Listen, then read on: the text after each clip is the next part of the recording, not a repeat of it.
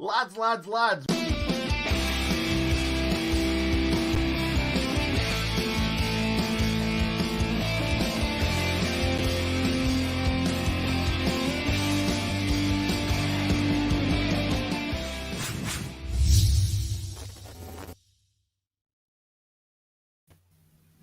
Lads, welcome back to another match.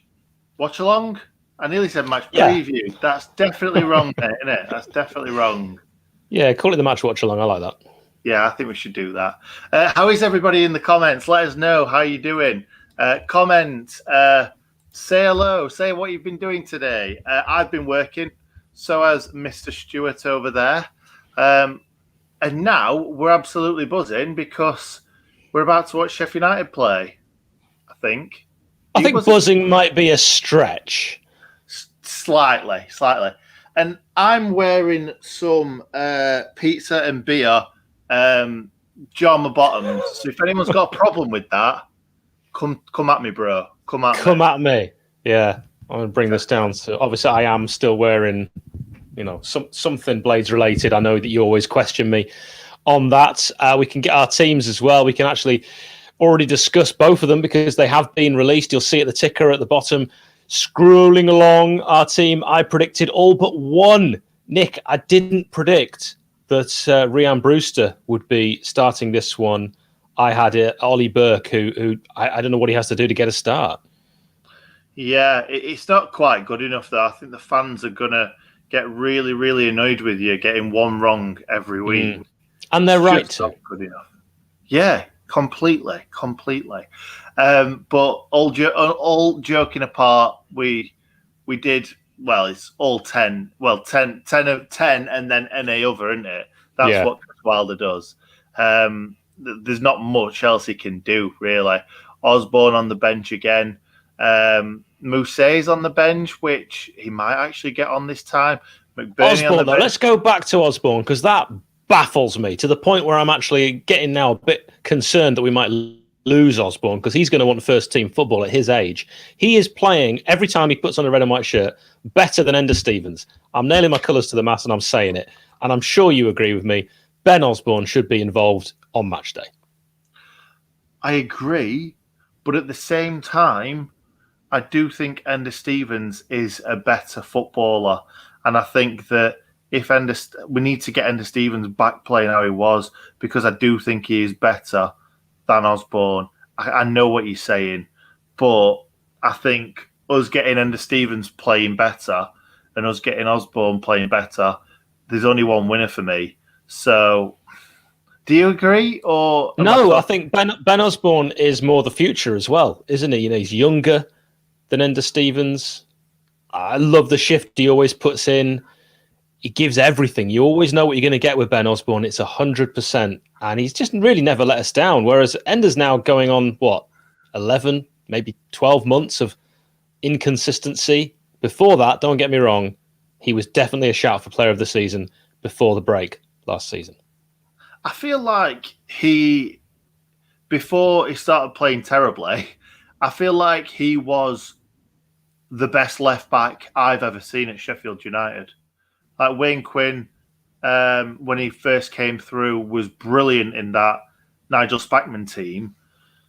But Ender Stevens has done it in the Premier League. He did it at the back end of the Championship promotion season.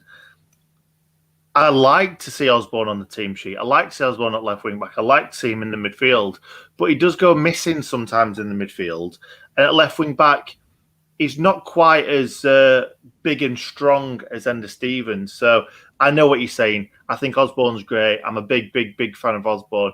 But I also do think that I want to see Ender Stevens back to playing as well as what he was, because I said on multiple channels that Ender Stevens wouldn't look out of place in a top 4, top 6 team. And I still believe that to this day, he could be that good. But don't you think it's a case of what have you done for me lately? To quote Eddie Murphy, and Ender hasn't put in the performances. You're right, mate. You're right. I don't know what else I can say. You are right. And he does deserve to start. I don't know what else to say. I think I've kind of nailed my colours to the mast with that. I do think the Ender mask. Yeah, obviously, I want Ender Stevens back playing as well as he was before. Of course I do. But at the moment, he isn't. And that's a fact. So I say play the player who's in form. And that's Ben Osborne. That's my thoughts. You've had yours. Let us know in the comments. Don't forget to like this as well. Or if you disagree with us, you can dislike it. We don't mind. Just hit something. And also, don't forget to subscribe. We'd really, really appreciate that. So, Nick, as you look through the rest of the side, what do you make of it? The defence is the defence. There's not much we can do about that. I don't see Bogle on the bench again, which is a little bit of a worry. But saying that, we're getting relegated. Let's just get ready for next season. I want to see Baldock get a few games back under his belt because he obviously had a few games out when he got injured. Be nice to see Baldock playing as well as he was last season again. There's not much we can do about the midfield either, other than bringing Osborne. And up top, Brewster, maybe one for the future. So maybe that's why Chris Wilder's doing that. But like you say, Jesus, man, how can he not play Ollie Burke? What has he got to do to get into the side? It's crazy. It's criminal to have him on the bench this much. Yeah, I am a big Ollie Burke fan. I stupidly compared him with Il Phenomenon Ronaldo in the previous match. The way, and it's only the one thing he does, but it's the way he can kind of outmuscle a player and knock the ball past them for pace. There aren't too many players that are quick and strong. Certainly not at Sheffield United. That is where the comparison with Ronaldo ends, because his finishing is certainly not of Ronaldo against Compostela for Barcelona, that game where the late, great Bobby Robson has, hand on his head. He just couldn't believe what he'd actually witnessed. But that is a similarity. And I think Ollie Burke, in the right system, could be absolutely incredible for Sheffield United. And we've seen glimpses of it. I'd like to see him play a lot more minutes. Yeah, I feel like you tried to backtrack there from talking about Ollie Burke and Ronaldo.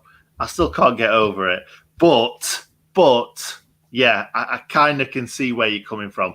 And I'm a big, big believer in the fact that Ollie Burke is going to score loads of goals next season if he's given the game time. Because I feel like he could get lots and lots of chances with his pace. But we've got so many strikers that have done well in the Championship. Which ones do you pick? McBurney was brilliant for Swansea. Brewster banged in goals for Swansea. Billy Sharp is prolific in the Championship. And I can't see... Billy Sharp's getting better and better, I think. He's in the shape of his life. He's like washboard stomach. He still looks fit. He's stronger than I've ever seen him before. You're starting to sound like Ali McCoist when he was talking about Ollie Burke. The physical specimen. Physical specimen. And Billy Sharp, it's not like he's ever had any pace before. So he's got no pace to lose, really, has he? Billy Sharp, for me, starts every game in the Championship. And then we've got David McGoldrick, who's been the best player for us this season going forward, really. Yeah, so I was just on Rivalry Aside TV on YouTube, and they asked me that exact question, like, who's our best player? And I said David McGoldrick. Yeah, it's difficult to say best player, isn't it, when you're looking at John Egan and McGoldrick. I think those two have been our best players. Well, but I should caveat, it was of players available today. Oh, I see. Fair enough. But this season, out of those two, you can't compare them, can you? One's a defender, one's an attacker.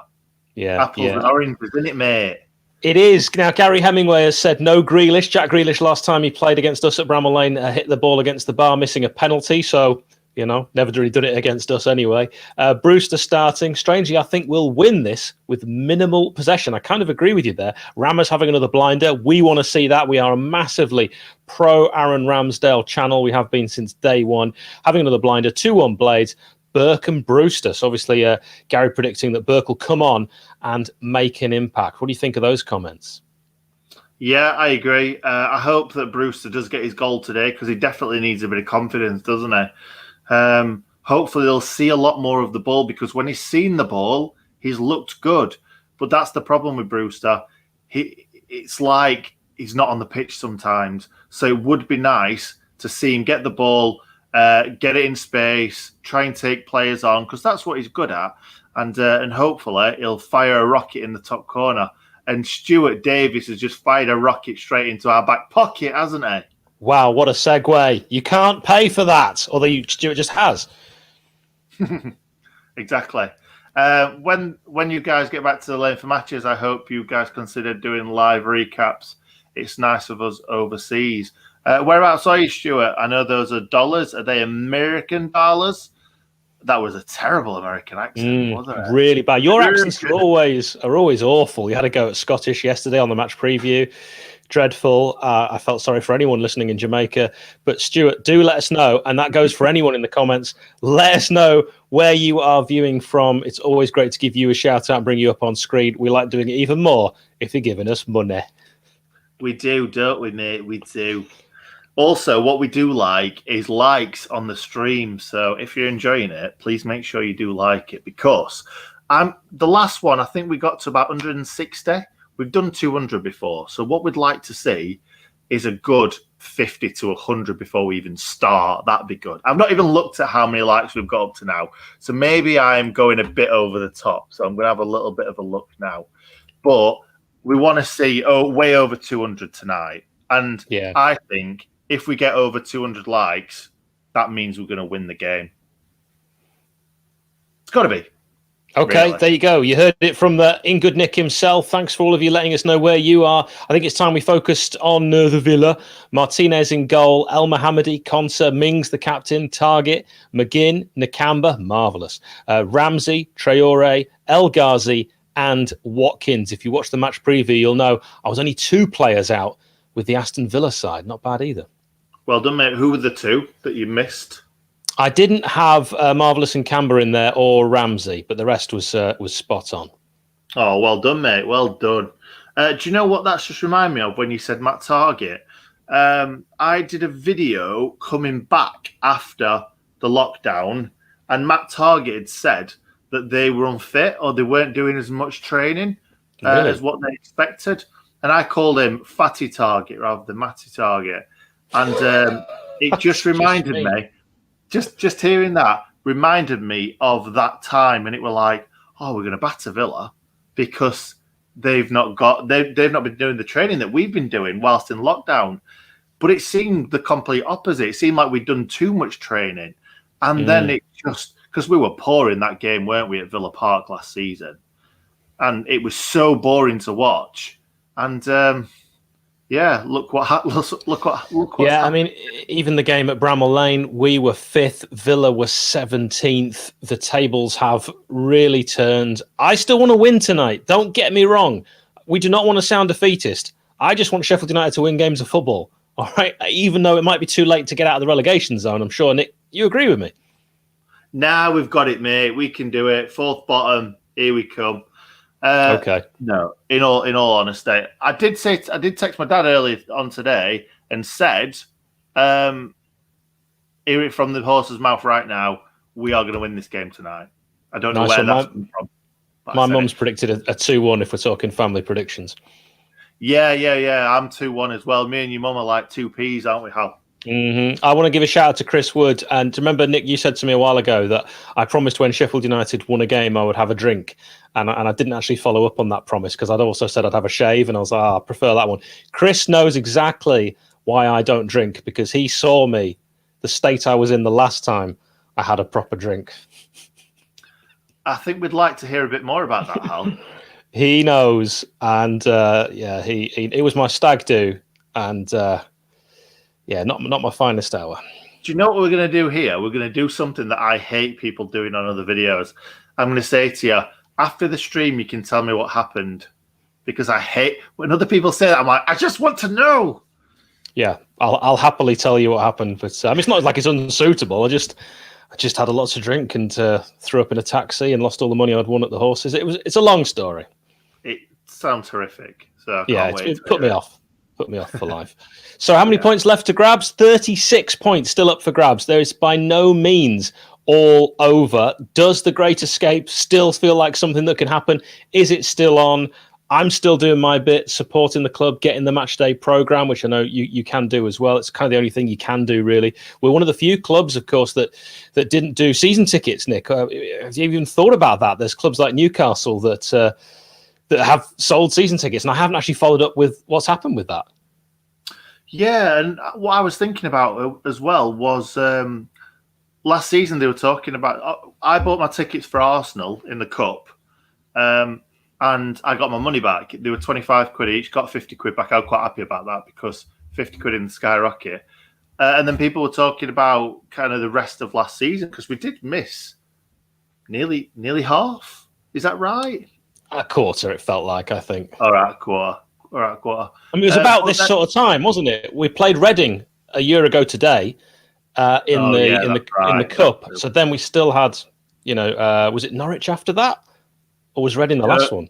Oh, I don't know. Because Norwich home game was the only home game I missed all season because I was on a stag do. And that was the last game we could go to. Devastated that I missed the last game that we could go to before the last game was definitely Norwich in terms of Bramall Lane. Yeah, Ruben. It was the last game, wasn't it? I went to that one and God, I'm so glad I did. Wow, you'd feel like an idiot if you missed that one. You'd never forgive yourself if you didn't go. At least I wasn't thrown up in a taxi anyway. Yeah, so I mean, we're not doing predictions. We're not doing proper predictions. We decided, Nick and I, we're going to stop doing predictions because we've been doing them all season, and you've seen what's happened to the actual results on the pitch. So we're going to try something, and if we get a win tonight against Villa, Nick and I are never doing predictions ever again. We said that, didn't we, on the match preview? I'm not sure we said never again. I think we said till the end of the season. Okay, fine. Till the end of the season. We'll see. It's a long way away next season. Yeah. I want to just look at the team again because lots more people have joined in on the stream, just so you can see that Ramsdale, Ampadu, Jags, a lot of people said he couldn't play 2 games in quick succession. You said he'd still be blowing after the previous match. Then Keen Brian, who is our Wallpaper Wednesday for today on social media. Do give us a follow at Sheff United Way. I've already got that now as my wallpaper on my phone. Thanks as well, Nick, for your tip on how to save those. We've also got Starman, George Baldock at right wing back. We know that Bogle's going to be out. Wilder's flirted between saying 2 weeks and a month. And Ender Stevens, he's on left wing back. It's one of my favourite songs. It's a brilliant chant. I don't know any other club that sings that to that tune, so I love that. Then we've got Ollie Norwood, who had a good game last match. John Lundstrom, want away John Lundstrom, the Neymar of the team. Then we've got John Fleck, who drinks Iron Brew, up front, Captain Didsey, and maybe a surprise, Rhian Brewster and Chris Wilder. I didn't forget his name. Chris Wilder has actually come out and said that he's going to talk about it when the season is over, what's actually going on with Rhian Brewster, and I do not know what to make of those comments. No, neither do I. It's a bit odd, isn't it? Why would you say anything? Can I just say one thing, though? There is another team that sings that song, but they don't anymore. It was Man City used to sing it about Leroy Sané. Have we got, apart from the Greasy Chip Butty, have we got any original songs? Yeah, we've had some terrible ones. I got shouted at for taking the mick out of one of them, and I can't remember which one it was now, but yeah, I think we've got. I don't know actually. Wait, anyone could sing any song at any club. Sometimes they might just be unlucky that they're sung by another team. But I don't know, mate. I don't know. Greasy Chip Butty is the one, though, isn't it? Even Dean Henderson, before he joined, said, "I can't wait to hear the Greasy Chip Butty song," which was nice. I think Ho Ho Ho Keen Brian. We know that's an original. I think it is. I actually think it is, and we definitely started it. Yeah, I mean, it's lost in time out of you or me who actually came up with it. But that doesn't matter. We'll say that we both simultaneously thought of it at exactly the same moment. Yeah, it was definitely me because I didn't actually come up with it.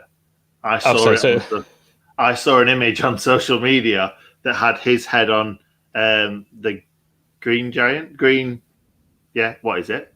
Green Giant, yeah. Jolly Green Giant, yeah. I saw his head on that and it said, "Ho, ho, ho, Keen Brian."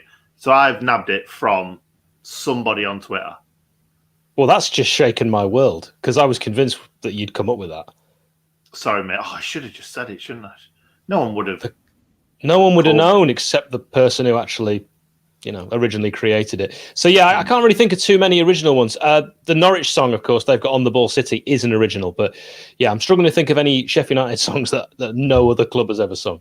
I don't even know what that is. Do you want to sing it for us? A bit of a rendition. I'll only give you a tiny bit, but "On the Ball City, never mind the danger," and that's all you're going to get from me right now. That sounds horrific.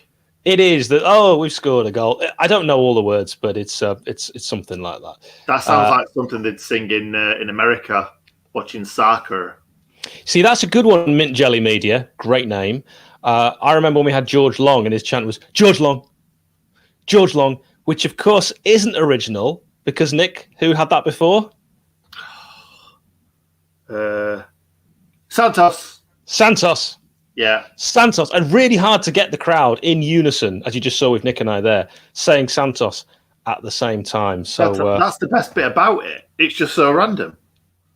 Yeah, it's arguably the best. You know what I remember? What was it now? It was Bobby Harris. And it was, how did it go now? It's very, very similar to that. It could have even been that. But Bobby Harris, it was something like that. And there was a guy who used to sit near me who would scream it at the top of his voice. Oh, darling, you've done it again. Yes, the Brian Dean, Tony Agana, Wibbly Wobbly Woo. Put them together and what have you got? Top of Division 2. Absolutely. Oh, that sounds like... I've heard it before, but I'm not quite sure if I've not definitely heard it in person, put it that way. John's right, actually, yes. My dad told me about that song as well. Yeah, the Shoreham Boys, an original song from the 70s. So we're doing better here, guys. You've made me feel a lot better about that. We do have original songs. We are unique. We are special. So thank you. A big shout to Phil as well, watching from my hammock in the bush. I'm glad you clarified Shepherd's Bush. Up the Blades. And all of you that want to let us know where you're watching from, we love hearing from where you are in the world. Give the stream a like. And just for those, again, there's loads more joining as we speak. Once again, this is your Blades 11. And Nick, on the bench, we do have Maguire and Ndiaye. We do. It'd be great to see him, but I can't see it. It would. I can't see it, mate. Do you think that they're just getting on there for a little bit of experience looking ahead to next season? Yeah, I think it's a good idea. I really do. I think it's a good idea to put them on there, get them kind of integrated with the squad, get them knowing who they are, how kind of the match day squad is, because they'll need to know kind of what happens and kind of like when you eat your food, like what time you get to the ground, what you do before the game. So it's nice. It's nice. I like it. The only one that's had any minutes up to now is Hackford, isn't it? I'm going to call him Rashford then. Let's hope he is Hackford just played here. Hackford just played against Palace, didn't he, briefly away. I made a chant for Bogle. We played a chant for Bogle on one of the... I hope it's not that one. We played a chant for Bogle on one of these watchalongs, which was absolutely awful. And I think it was Ruben who came up with that. Ruben, if you're watching, please. What's this question, Hal? Buffered T Justice. Buffered T Justice. Hal, do you have a presenting job? Yes, of course I do. You don't get to be as talented why as this. Why are people not saying I have a presenting job? I don't know. If I got... Can you see... Wait a minute. There. That is a New York Gold Radio Award. What for? For being the best in radio. The best in New York? I went to New York, went to pick that up. It was a ceremony. It was great. All the industry bods were there. Yeah, it was wonderful. That's brilliant. You never told me that before. Yeah, I got to do did a little speech. I wore my Sheffield United tie, and the Blades wrote about it as well on their website and in the programme. So it was one of the highlights of my life. Oh, that's lovely. What other highlights have you got? We've got 6 minutes. Let's go for it. All right, filling 6 minutes. When Nick first messaged me on Twitter to ask if I'd like to be Sheffield United, that's definitely up there. This comment from Al, that's right up there as well. John, I didn't buy it. Thanks to all of you letting us know whereabouts you are watching from. It's great to hear from each and every one of you wherever you are in the world. Thank you. We've got spread far and wide. We've put the Villa team on the banner at the bottom. We've discussed so far what we make of that Villa side and the Blades 11. We've already had a little look at if you are just joining us, we've had a look at the match day programme. We've talked about the youngsters on the bench, and Nick and I had a little debate about who should play left wing back, Osborne or Ender Stevens. We are not sitting on the same fence, I think it is the fair thing to say. Nick, quite right. We want Ender Stevens to get back to form. Yeah, no, I agree. I think Osborne does deserve to start.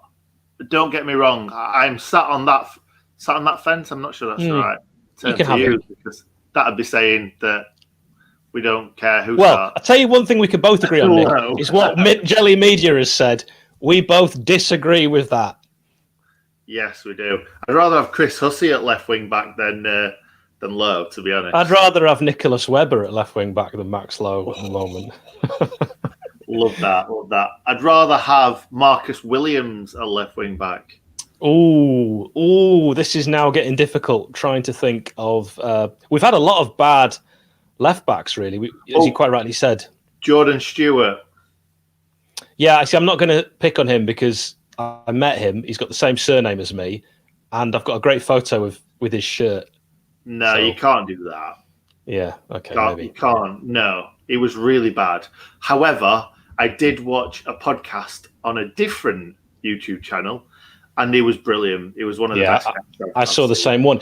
Ben Gregory is from Northern Ireland, which gives Nick a wonderful opportunity to do his Northern Ireland impression, such a fan as he is of Northern Ireland. Do you want to give me something to say, and I'll go for it? Yeah. All right. Get down now. Get down now. That's very good. That's very good. I'm channeling my inner Eamon Holmes. Yeah, I like that one. Now it's time, as we always do, just before the game kicks off, in the comments to pop your predictions down. Nick and I, for fairly superstitious reasons, well, maybe just stitious reasons, are not going to give a prediction. Let us know your predictions in the comments. Now, another thing I want to mention here is we are going to be watching the game on BT Sport, because that's what it's on. And the way that it works, always with BT, we're in a slight delay. We were the last time when we played West Ham, another claret and blue on BT. We were in a slight delay. If we are behind you, you can obviously pause your TV, get level with us. If we are, for some reason, ahead of you, you can actually pause us to get level. Sounds good. Wow, there's a lot of villas coming in. Wow. I think that's even Blades, to be as well. I think it's just Blades who are hardened to it, who've seen enough and have said, you know what, it's all over. Yeah, I don't blame them either. Thomas, I really hope it isn't a drab 0-0. We actually just want to be talking about a game that's got some kind of excitement in it. And I tell you what, that's the one I want to see the most. Yeah, that'd be nice. We've won 1-0 this season, haven't we? No, I don't know why. Newcastle, we've won 1-0. It's our only clean sheet, yeah. Yeah, not very good. What was I going to say? What I was talking about the likes earlier, wasn't I? And I said before kickoff, can we try and get 50 to 100 likes? And we're already on 65. So, guys, in the next 2 minutes, if everybody in this stream, there's 184 people. If everyone can just like it, we will surpass 100 likes right now. So come on, what are you doing? If you're not liking it, what are you doing? Am I right? Yeah, I just want to get off 11 points. That is definitely the goal for me. And Alex Gill, by the way, giving you a shout out, Nick. You apparently met him in a car park. Doesn't sound like we need any more on that story. Oh, he was a lovely kid. Very, very lovely kid. Very nice lad. We're on 83 likes. See what happens when you just ask. If you don't ask, you don't get, do you, Hal?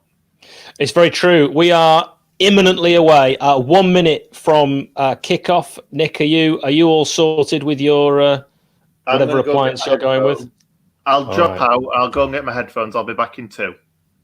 Okay, I can fill. Fear not. We are going to be kicking off imminently. I'll just put along the screen again for the final time your 2 sides. As I mentioned before, if we are ahead or behind, do what you got to do. Plenty of people have messaged afterwards and actually said that they don't mind watching us when they're ahead, and we kind of are talking about it afterwards. You know, you kind of get that second chance to actually see and talk about what's happened. We do appreciate it, though. It's quite annoying if we're kind of out of sync. So we'll do our very best to stay whatever time we start at, we'll tell you, and we'll stay on that. And Nick and I will be level on time, and we'll keep updating you as well. It's exactly what minute we are on. Of course, with a watch along, that's what we're going to give you. We're going to give you updates. I'm going to do my best to commentate. Nick's going to give you expert analysis. The great thing that Nick does, he spots things that I absolutely cannot see, and I don't mean that just because my eyesight is deteriorating rapidly to the point where I might have type 2 diabetes, but I just miss things that Nick sees almost before they happen. He's in every game we've done these together. He's spotted something that I have missed. Do keep your comments coming in as well. We're going to have Bobby in the background handling all of that and letting us know what's been said. So we'll be absolutely loving it if you just keep those comments coming. Flex, great to hear from you. Just let us know where you are as well. It's always good to find out where people are watching from. But yeah, we're pretty much there. We're ready. We're kicking off. The Blades, I'll let you know when we have kicked off in terms of from our end. Nick, you all sorted? I think we're just about there. I can still well, hear you. Hopefully, yeah, good. Hopefully you and I are going to be on the same time. They are taking the knee as we speak. Is that what you're seeing? I can hear you now. Are they taking the knee for you now? Yes, taking the knee for me now. Nowhere near. They're not even, good. They've not even... Well, this is going to be a disaster because knee now. Okay, great stuff. I've just realised I can't pause what I'm watching, so we might be slightly out of time here. But do keep your comments coming. For me, I'm on 0023, so hopefully you are roughly in sync with that. Throw into Villa on the left-hand side. 0023. We're pretty much bang on. Oh, good. Ball crossed in on that left-hand side, and Aaron Ramsdale has taken it nice and comfortably. And look at Ollie Watkins lurking, looking for danger. Nick, early thoughts in this game. You've seen, of course, the two lineups. You know how they are going to approach this one. Do you expect Villa to have most of the possession? I think if Grealish was playing, yes. Maybe not. I think we've got nothing to lose. I think we'll go for it. Stevens, your favourite player, giving away a silly free kick, early biscuits.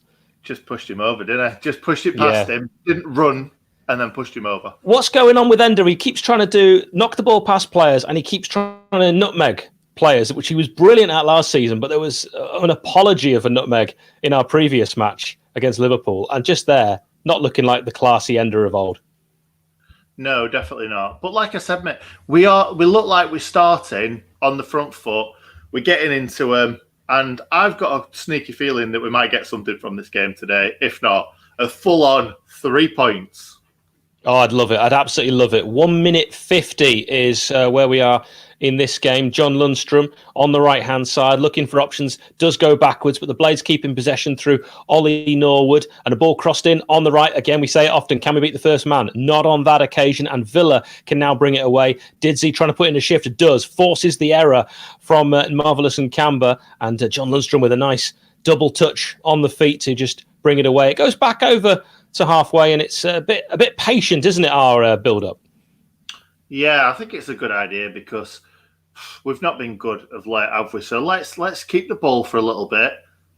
Keane Bryan's done very, very well there, coming out of defence and getting it out to Baldock on the right. I've got a feeling that I'm a few seconds behind you now as well. Well, I've already seen where we are in the future. Ender Stevens on the left, playing the ball into the box. Nice little touch from John Fleck, using all his experience to shepherd the ball back to Norwood. He'll try and find Didsey in the middle. Look to lay it off to Rhian Brewster, but it is cleared by the Aston Villa defence. That was good football from Sheffield United, but then equally good football from Villa as they very tidily bring the ball away and win a throw-in on this left-hand side. Yeah, I don't know what to expect. This game, at least in the last few, we've been like, oh, we're definitely going to lose the Liverpool match. We kind of already knew that we were going to lose against Liverpool, but games like this, it could go either way. They don't have Jack Grealish, which is their kind of focal point. So it could be a little bit disjointed from them. It could. It's a really good point. Of course, they managed to win in Yorkshire against Leeds without Jack Grealish in their previous game. So Villa do know how to cope without their talisman you're absolutely right. If you've got a choice of Grealish or no Grealish, you'd rather have him in your team. That looks like a foul on this left-hand side by our star man, George Baldock, on El Ghazi, number 21, who's just going to dust himself down. We're on 3 minutes 46. Free kick, very blatant, unnecessary, was running to absolutely nowhere. I love that George Baldock had a go at the referee. It's like, I'm not sure. I'm not He's sure a tough you man. can get away with that. You know, he could shoulder barge in an old-fashioned sense, the way that you're actually allowed to shoulder barge and hopefully not give away a free kick. What he doesn't need to do is just kick a man in the shins. I know. It looks like they're going to send this ball into the box from deep, which I wasn't expecting from Villa, to be honest. They've thrown all but 3 men forward. It is a good ball into the box. For some reason, an unmarked striker there, but it takes a poor touch and the Blades can actually get it clear unless they decide to mess about with it in the box, which for a moment, my heart leaped and skipped, and Keane Bryan can just bring it away to the incredibly deep striker that is David McGoldrick, who tries to find an option down this left-hand side, but it's good defending from Ramsey. Sorry, Hal, you're going to have to fill just for a second. I'm going to try and see if I can get a couple more seconds in front. Stevens, ball crossed in by Ollie Norwood, and it's caught by Martinez when looking threatening. Not a bad idea. I never mind seeing that kind of ball swung in there. I don't mind that because I think far too often and it's far too predictable when Sheffield United attack down the wings and float a ball in, particularly if we don't have great height or particularly good aerial prowess. I'm always about balls that, if they are on that wing, drilled in low, because even if a defender of the opposition gets a touch on that, something can happen. You just never know. So not got a problem with that one at all. Just mixing it up and keeping it a bit different. Blades starting again from the back. It's not bad. It's interchange of passing. It's good possession. United having more possession than the Villains at the moment. And then a ball plumped forward, looking for John Fleck, which actually given away. And Martinez will have to use his feet. A wonderful signing, Martinez, from Arsenal for Aston Villa. That a top draw goalkeeper that they got on the cheap. It looked like a foul there on McGoldrick. Referee says we'll play on, and John Fleck will do really well to recycle possession. But then Didsey can't get it under control, and Canberra will get it away. And then it's a long punt forward, which will go absolutely nowhere. And Aaron Ramsdale will just gratefully take that into his clutches. 6 minutes and 5 is where we are, Nick. Excellent. Yeah, I'm a couple of seconds behind, so I'm going to see if I can get it on my laptop at the same time as well. See what we can do. Yeah. See what we can do. Sorry, mate. I didn't realise that with this one I couldn't pause it until it started, so I can only apologise. It's just frustrating because I can hear everything what's going on from you before it happens. Yeah, you don't ever want that. You'd rather it the other way around, I'm sure, because it's no good knowing what's going to happen before it actually happens. We've already got a goal in the other game in the Premier League. Burnley, through Mateo Vidra, have scored against the Foxes of Leicester City. Perhaps a bit of a surprise there. Leicester going well in the Premier League, and I don't think Sean Dyche's boys are going to go down this season at all, if you really want my opinion. As we are on 6:50 with the ball going out for a throw-in, I do think the current 3 that are in there will go down. I don't think Fulham are going to launch the escape, despite Newcastle being pretty bad at professional football. No, I think it's going to stay how it is, mate. I really do. We're too often in agreement. We need to have more of those Osborne and Stevens discussions. El Mohammadi taking the throw-in. 7 minutes and 10. 7 minutes and change. And a great interception there. A chance with John Lundstrom. Is he going to have a shot? No, he should have had a shot. Why didn't he have a shot? But he lays it off, and a potential foul there. Referee says no. That was the wrong option from John Lundstrom. Last season, Nick, John Lundstrom shoots. Absolutely, yeah. He had loads of time, didn't he? But you never know. VAR might come back to this. Are you in a Chilean mine? Why can't I hear you? Because I'm trying to get the stream back to where it was. Chance for Villa. Ball crossed in. It's a poor cross. I tell you, if that ball had been drilled, like I was saying earlier, with the preferred kind of cross, I think Sheffield United were in danger. Ollie Watkins will keep it alive, the number 11. Good skill, and Didsey there doing his bit. You've got to love it. If your striker doesn't come back like that and defend, get a better striker. What a wonderful piece of play from David McGoldrick. Nice little interchange. Can Didsey beat 2 men? No. I have ordered this shirt, by the way. Don't judge me. And I've got McGoldrick on the back because I'm still, at heart, 8 years old. We all love David McGoldrick, though. So if you don't love David McGoldrick, then you're not a real football fan. I agree with that. I said exactly that on Rivalry Aside TV. We can still see my prediction. Why not watch it after the game, where it'll make even less sense? You're going to have to keep talking, mate, because I'm well. Don't worry. I'm on the case. So we're on 8:35. Sheffield United 0, Aston Villa 0. Aaron Ramsdale with the goal kick. He'll just take his time over this one. It's been that kind of affair that we predicted. A little bit cagey. I'd now say possession fairly even. Both sides looking threatening, but for me, the best chance fell to John Lundstrom, and he didn't take it. He decided to lay it off. It was the wrong option. Not even seeing a review of the foul, which, well, I say foul, with the challenge that could have been a foul in the box. Nothing doing. Referee not interested. El Ghazi goes down in a heap, claiming a free kick on 9 minutes and 9 from the Ethan Ampadu challenge, and it's back in the midfield. Villa, I actually have to say, I've always liked Villa's away kit ever since their early days. You know, when I picture Paul McGrath in it, and Andy Townsend and Mark Draper. It's a nice kit. So if I may just be distracted from the game for a moment, you're not missing anything as I'm filling while Nick tries to get to a similar sort of time. Yeah, that's me. That's you. That's good. Are you still on the case, or you've got there on 9:43? At least I'm back on. Yeah, nowhere near. So I'm trying something else.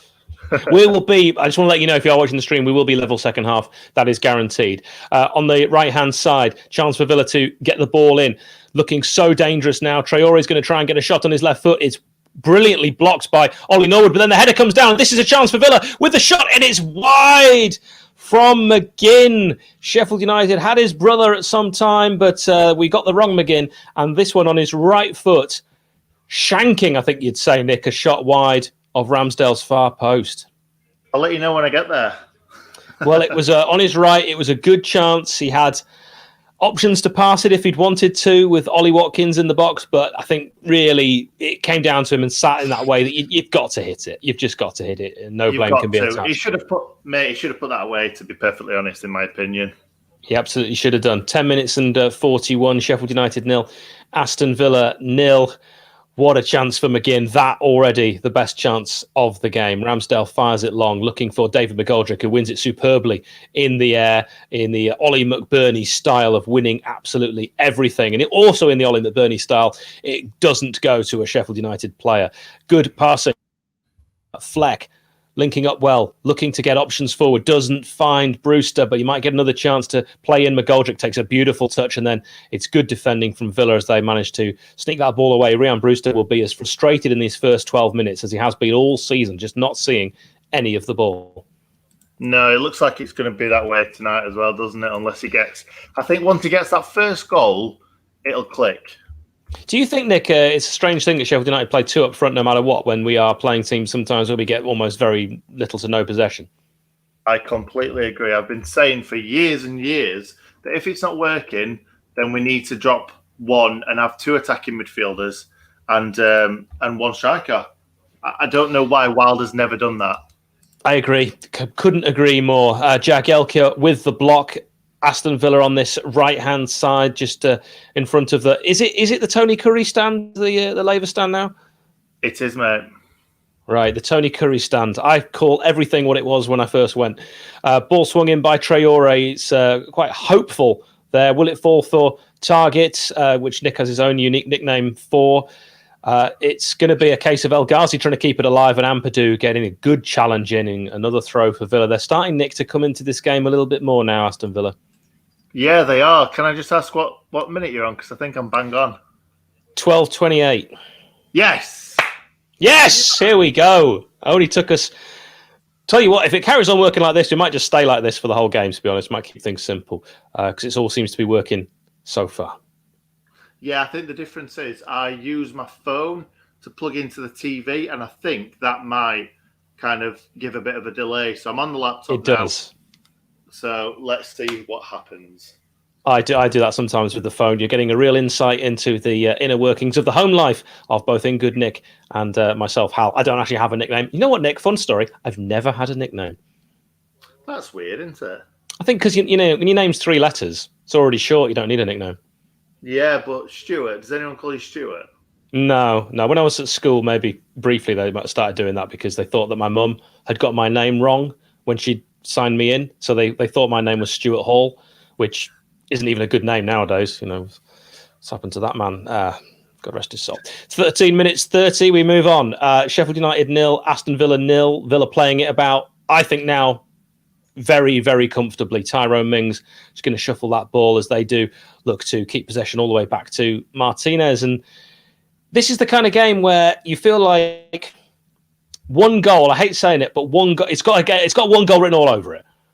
Yeah, I agree. Already, it's only 13 minutes old, but I can see that's true with most of our games this season, hasn't it? Really, if we're going to get anything from the game, there has to be only kind of one goal in it. Yeah, absolutely. Do listen to what that man Tim says and smash the like. It would be really very much appreciated. We want to know what, of course, your thoughts are on the game. Ball played in on that right-hand side. Chance to get the ball delivered into the box. It's cleared by Villa. They look like if Sheffield United keep delivering it and it doesn't beat the first man, they look very comfortable in dealing with those from the likes of George Baldock. Takes it to Lundstrom. It's going to be made back to Ampadu. And Sheffield United in a promising position there, Nick, going all the way back to their keeper. We've done this so many times this season, haven't we? We have it in a proper, like you say, promising position. And because we're nervous to play that killer ball, it goes further and further backwards. I understand. You're right. I do understand it. When you're not winning games, you're not scoring goals, you're not creating good chances, you end up kind of overthinking it, like Dean Hammond said in that podcast. Absolutely. Do check that out on the Sheffield United Way YouTube. Wilder said we've got to be braver. Maybe George Baldock fancies a shot and being brave. He doesn't. He goes back to Ollie Norwood, who often plays it simple. Then it is crossed in again. Doesn't beat that aerial threat, but it's a kind of 50-piece header that from Tyrone Mings because it goes out for a corner. Yeah, absolutely. These crosses have got to be better, but at the same time, every cross has just been headed away really comfortably by Tyrone Mings. We're not even getting in amongst them. Yeah, we've got Bobby in the background now. You can tell because things are starting to happen on screen properly. Thanks, Bobby, top man. He'll be popping the comments on for us. It's a corner. John Fleck going to take this. Sheffield United, can they start to get into this on the right hand side? It's not a bad cross at all. Anyone who wants that one, it's one in the air by the Villa defender and then crossed back in. I think that one could be taken by the keeper, but he spilled it. A shot from Dizzy, which is blocked, and that should have been, could have been, would have been. Wasn't far away, was it? At least we're getting kind of in amongst them now. I like that ball back in from Enda Stevens. It really caused problems for Martinez, who's a wonderful goalkeeper. And now it's going to be another John Fleck corner on this right-hand side. Referee going to have a quick word with a Villa player who might be carrying a knock. We're on 16:29 if you are trying to keep up with us. El Mohammadi, who I always remember from those celebrations when Hull beat, I think it was Sheffield Wednesday in the playoff final. Yeah, I remember that. It could have been. I thought they got straight up promoted. Oh, ball coming into the box. And it's away. Out to Enda Stevens. Pushes it back to halfway. Oh, wow. A chance there on the halfway line. Risky business. The chest control from Keane Bryan was absolutely awful. It was almost like he was trying to push it past him and run onto it, but he just forgot to run onto it. If he had moves, he'd have cushioned that down nicely. So I blame his low-carb diet, but not what we wanted to see. Ollie Norwood has taken up his position, Keane Bryan's by that I mean, on that left side of central defence and plays a good ball forward, but Villa can actually now get it away. And when they do break, Villa, I always feel, and maybe this is just me being hardened to this kind of season, I always feel like they look dangerous. I think it's the same with any season, really. When you're attacking, you don't think you're going to score. When they're attacking, you're always a bit nervous. It's always the same. That's a good point. Yeah, and I'm the fool that always thinks Sheffield United are going to win every game before every game. Well, yeah, you've got to be a little bit positive, haven't you, mate? You've got to be a little bit positive, yes. And I'm the exact opposite of that. I'm too positive, as I've been called out many, many times on our match preview for being too positive. Do follow us on social media, as you can see, streaming along the bottom at Sheff United Way. We've got wonderful graphics being made by Bobby in the background. And it's all good on Instagram, Facebook and Twitter. Villa starting to come forward in numbers now on this left-hand side. Ball crossed in. Ramsdale parries. He'll get it at the second attempt. Ooh, I did not like that. No, not one bit. Not one bit. But he did well. He did well. He stopped it and then gathered it. There weren't anyone around. we're fine. We love Rammers. We decided on day one when he signed, it was Rammers, not Rambo. Even though he's got Rambo on his gloves, we don't care. We don't care, not one bit. 0-0, and it is 18 minutes 43. Ball headed forward, looking strike partner to strike partner, but Ryan Brewster, he's going to be frustrated, Nick, if it carries on like this. Yeah, I can't see it changing, to be honest. We're just so low in confidence. What would be nice would just to see us score a really, really lucky goal, to like they got last season when they were struggling against us. Well, you've got to score two to get a goal against Villa, as we know, because the first one won't count. But I think what would do for confidence would be a well-worked team goal early. That's what we actually need, and we just really haven't seen. And I do feel like if we concede first, I just don't think we're going to win. No, it's always the same, isn't it? The Leicester at home, we conceded, and I'm like, oh, that's it, we're done. And then we scored within about a few minutes. So it's happened. It has happened before. Oh my God. I'm watching two matches. So like the Ramsdale just nearly getting the ball taken off him. He's miles behind, and I'm sorry, I was having a look at the likes.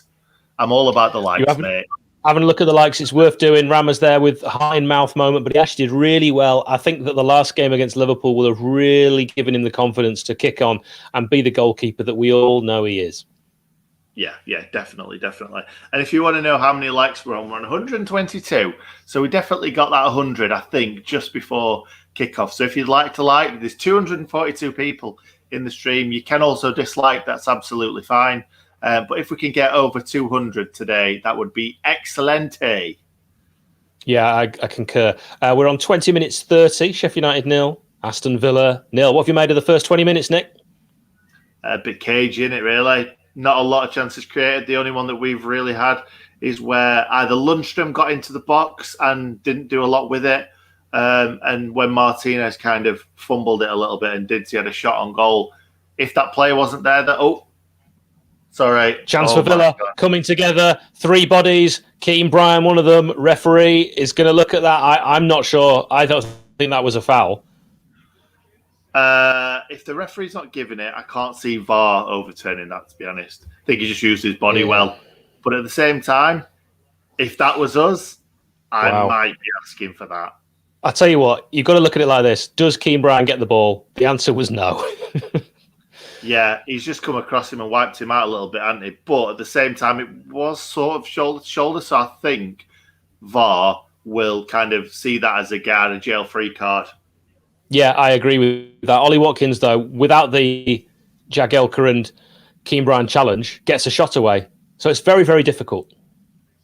It is. You don't know what's going to happen. But for some reason, the camera's not moved from their goal. So, it has. I'm behind as usual. Yes, so it 21. It looks like. Sorry, it looks like VAR's 21:55. 21:55. Yeah, now I'm on. Now 22:07. Well, when I said that, yeah. Don't worry, we're back on track. Yeah, so goal kick now to Sheffield United. Traore arguing the toss, but really, there's no point arguing with the assistant referee, if we're going to call them what they are now, but linesman in old money. And goal kick to Rammers. Yeah. Did we even look? Did VAR even look at that as a possible penalty? Because we just moved on really quickly. No, the fact that it did move on so quickly means that there was nothing doing. And Rammers kick long, won by the Villa defender, Konsa, number 4, who's, I think that's Konsa. I've got the programme here. It is Ezri Konsa. I love it when a plan comes together. And Watkins will link up with El Ghazi, who's got so much skill and ability, previously on loan, signed. But of course, it takes a deflection. What was going on there? That was Rammers all day. And he got in a bit of a mix-up. Was that a case of Nick of shouting or not shouting? Yeah, you've got to bellow in that situation, haven't you? Because he came for it. I'm not sure if he should have just let Keane Bryan deal with it, because he did have to come out quite far to grab it. And Keane Bryan, I think he was already in that position pretty much. So what did that? What body part of Keane Bryan's did that hit? His chest. Was it? I hope so. El Ghazi then. He does love his chest. Needs to work on the moves. It's a corner on the left. El Ghazi is going to swing this one into the near post, and it's won by David McGoldrick, who's, I think, had more touches than any other blade. And it just shows the contrast of what David McGoldrick does as a striker to what Rhian Brewster does as a striker, and I'm sure that's instructional. Yeah, I think it is, but at the same time, David McGoldrick has more touches than any striker that we have because of the position that he plays. He definitely drops a lot more than any other striker, and that's his job. Anwar El Ghazi swinging this corner in again to the near post, but he can't beat the first man. Lundstrom getting his bonce on that, getting his boat right in there, and he's going to go in again, but his header the second time is actually going to fall quite nicely. A chance for McGinn on that rebound. Doesn't have a shot, instead thinks about picking out El Ghazi. He'll put that header back across, and that was dangerous. Do I not like that? It was Bertrand Traore that he was looking for, and he'll win that throw-in, but a bit of a mess. Yeah, that's the difference between a team that are full of confidence and not, because McGinn there could have had a shot. He watched 3 United players run at him and then flicked it into the box. Very, very He's clever. playing in a much deeper role this season, McGinn, than what he did last season. Villa fans have been telling me he's not been as offensive. By that I mean attack-minded, not rude. There he is, firing the ball forward, looking again for Ollie Watkins. This is a chance. It's going to be a flicked-on header, and it is over the bar from Traore, who really needed to head that down, but went for the looper. Very difficult, though, to cushion that down. Yeah, it would have been very difficult to score from there. It was very high. He tried to get over it, but it was never getting over it, was he? Would have had to have looped it right into a far corner to get to score that past Ramsdale. Yeah, completely. Really difficult chance. And I think Villa, they're having a nice spell. If you are watching as a villain, then it was a good little spell for you. Of course, Villa without some of their main players today. If you are just joining us, the likes of Matty Cash, a former Sheffield United target, and Jack Grealish, as well as Wesley. Yeah, Matty Cash, a Sheffield United target, and Matty Target, not a Sheffield United target. Thanks for that razor sharp insight, as ever, from In Good Nick. You did a video, didn't you, on Matty Cash? I did do a video. He did really well, actually, and I was looking on that recently. I still think it was the right decision not to buy him, to be perfectly honest. Poor kick out from Martinez. The Blades now have possession back. Sorry to interrupt you, Nick, but this could be something if United can actually stop dilly-dallying with it with Norwood in the middle, and they can't. You might as well have carried on talking. Yeah, absolutely. All I was going to say is that Matty Cash was very, very expensive, and we should have really used the money in better places, but we didn't even do that, so we might as well have Matty Cash. Yeah, but not just a clever name. Let's be honest, we wouldn't have, if we'd have signed Cash, we wouldn't have signed Bogle, and I think Bogle is a very, very good attacking player. Yeah, our best signing, Bogle, since Sander Berger. Poor pass there from Ender Stevens. I've been watching him quite closely. I want Ender to have a brilliant game today. He's playing, of course, against one of his old clubs. Oh, yeah, of course. I forgot about that. It was one of his first clubs, wasn't it? Yeah, we didn't even mention it on our player connections. No, we didn't. But we're only picking 2 each. We're fine. Yeah, we're limiting it. We're limiting it to 2 each. And, he didn't make that much of an impression at Aston Villa, the Republic of Ireland international. Villa playing about quite comfortably at the back. What do you make of Tyrone Mings? You a fan? I didn't used to be. I think he's... I think once you start watching him, you realise why he's good and why he's good for this Villa team. And I wouldn't be surprised if a bigger club came in for him, to be honest. I don't know. I mean, Villa are doing so well. They might, who knows, they might have a really good end of the season and get into Europe, and then the likes of Grealish and Mings won't need to think about moving on. Yeah, I don't think Grealish will ever move on, to be honest. I think he's worth too much. He's the Dane Whitehouse of Aston Villa. Yeah, absolutely. But how much really is Grealish worth? Probably 70, 80 million. Oh, wow, you went way higher than me. Although I think that the transfer fees are ridiculous nowadays, super inflated, and I'm a big fan of bringing in a cap on transfers, and I think that would stop things getting too unfair. Yeah, I agree. But, yeah, you've got to look at the other... Look at Pepe. What was he, 50 million? Something like that, 60 million? So you've got to look at other transfers and transfer fees and think Grealish is way better than someone like Pepe. Nicolas Pepe, of course. That was a handball from Brewster, his first real touch, I think. Or was it Didsey? I thought it was Brewster who got the hand on that. It was Brewster. It was. Yeah, wondering why the camera focused in on Didsey. I think Didsey tried to. I think Didsey flicked it on or tried to get something on it, and then Bruce just ran away from him, so he stuck his arm out. Instinct more than error there from Rhian Brewster, and nearly an error from Martinez as he played it slightly behind Tyrone Mings. Fun fact about Tyrone Mings: he drinks a full can of Red Bull before every game. That's a bit weird, isn't it? But I mean, you're a man who likes an energy drink, Nick. Yeah, but I don't. I have them when I'm tired. I don't have them when I'm just about to play football. I don't want stomach cramps when I'm playing football. Not that we're saying for one moment, in case you do work for an energy drink company, that any of them give you stomach cramps. If you want to sponsor the Sheffield United way, we will drink whatever you can provide. Throw into Aston Villa after Ampadu takes a poor touch. The opinions of Ingrid Nick, not the Sheffield United way, on the big stomach cramp energy drink debate. It was a really poor touch, that wasn't it? Ampadu really does things like this sometimes. He does. He's right-footed but left-footed and now playing on the right. I keep saying that, by the way, if you think I don't know what I'm talking about, it was when we did a review of the transfer when he signed on the Sheffield United way, and one of the things I said about him was he's right-footed but left-footed, and Nick kind of picked up on it as a funny comment, but I stand by it. You probably shouldn't. Okay, I could have just said he's right-footed, but he's really both-footed because he's so good on his left. Speaking of which, we're on the right-hand side now with Starman George Baldock takes a shot. I like seeing it. It's in. It's flying across. And Didsey gets a touch on the half hour. Is it on? Is it off? VAR, I hate you. We can't I've got it on celebrate properly. I've got it on two screens. I've just watched it back, and Didsey comes from deep. He's miles onside. Captain McGoldrick, 1-0. Get in. No VAR next season if we go down, but we might not go down. It will count. What a ball that is from George Baldock. He's definitely worked on his crossing, hasn't he? Or was it a shot? Or was it a shot? it was a shot, but you know what? I said it earlier. You want to see those balls. I don't like floated balls high in the air. We haven't got aerial threats. Forget about it. Low balls into the box can do anything, and that's exactly what happened. He did his best, Didsey, to put it over the bar, but it's 1-0. You know what would have happened last season? That wouldn't have gone in, would it? But Didsey is on fire this season. It wouldn't have gone in for Didsey. That's seven in all competitions, absolutely, yes, because he was on 6, quick maths, so that makes 7. And it is 1-0. And you know what?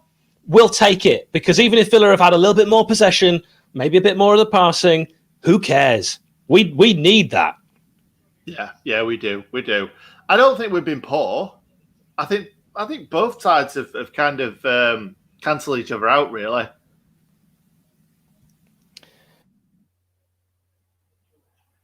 A great moment there for all Blades fans to now start to believe that we're not going to finish on 11 points.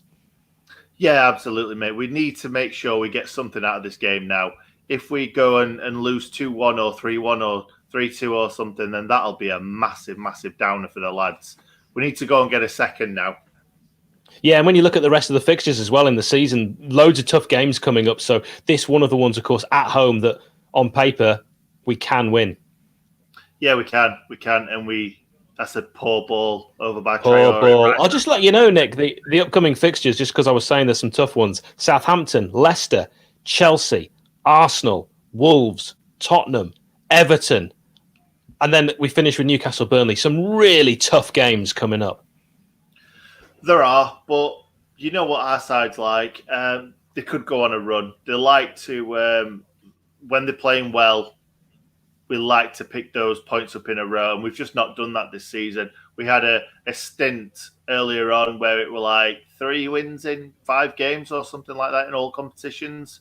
I think we picked another draw around at that point as well. We were doing really well, and it just all fell down again. So hopefully we get a win here, and we continue. Yeah, absolutely. We go again. Well done, Didsey. Deserve that. Definitely. Just to get anything on it was great because there was a lot of pace on that from Baldock. Yeah, there really was. It was definitely a shot, though, wasn't it? Yeah, it was. But it's one of them cross shots that you kind of just hope either hits someone or finds the bottom corner or it hits one of our players, which it did. Yeah. Which he absolutely did. Rhian Brewster chasing back, trying to win something. He's still going to be, I know we're winning 1-0 and Brewster would be delighted if it finishes like this, but in his own game, he's going to be frustrated because he's not seen any of the ball. Yes, but at the same time, now we're winning, that'll still give him a boost. So you can see he's got a bit of a spring in his step now. He's chasing after the ball. He wasn't doing that earlier on in the game and games before that. Chance for Villa here on the edge. Traore, can he get a shot away? He's crowded out like you wouldn't believe, but he does get a shot away. What brilliant skill. That boy's got some feet on him. Yeah, excellent skill. Just past the post. Should have really put that away. He did all the hard things well, and then the shot was just dragged it, didn't it? Yeah, he's got wheels for feet. I was just mesmerised by his skill. I was watching it back and I'm like, he's took 1, took 2, 3, 4. And I'm kind of like, what was I saying again? Mesmerised. Look at that. The ability of Bertrand Traore leaves Ingudnik literally lost for words. And when this watch-along is largely speech-based, that, of course, not good. Bit of a drawback. But ball fired forward from Rammers. And what was Dizzy doing there? God knows. We need, to be fair, in a game like this now we're winning, we need to start holding the ball up well. And completely. That's where Didsey and Bruce are maybe not the best two on the pitch, but they're playing well. Oh, Brewster loses the ball as soon as I said that. Yeah, it's the commentator's curse. We're on 34.56. If you're trying to keep up with us, you can pause us if we're ahead. Of course, if you're watching on your telly, you could pause that if behind, you can choose that bit. I can't make that decision for you. Burnley 1, Leicester 1. Iheanacho scoring for the Foxes to equalise. Yeah, that means that we're gonna do it now. Burnley drawing, us winning. We're on it. We're back. Great Escape 2.0. Yeah, ball played forward, intercepted by Baldock, I think it was there, and then fired forward. Yeah, I think it's more like Great Escape 5.0, the amount of times that we've thought, are we going to do it this time? Yeah, it really has felt like that a few times. Good challenge there. Love to see that from Keane Bryan, and Didsey will then take a touch nicely to John Lundstrom. When John Lundstrom comes forward with the ball, he always looks, because of that barrel chest, he's kind of a square individual. He always looks imposing. Yeah, he does. And not just that, though. We really look like we've got the bit between the teeth now. Now we've scored that goal. It looks like the lads are starting to believe again. I agree. Yeah, ball fired forward, straight out of play and caught by El Mohammadi, the Egyptian, taking no real concern that the ref would have thought that hadn't gone out, just straight into the hands, and then gaining a fair few yards on the throw-in. You think? All the way over halfway. Back to Martinez. Doesn't look like he's suffering any of those famous cramps, Nick.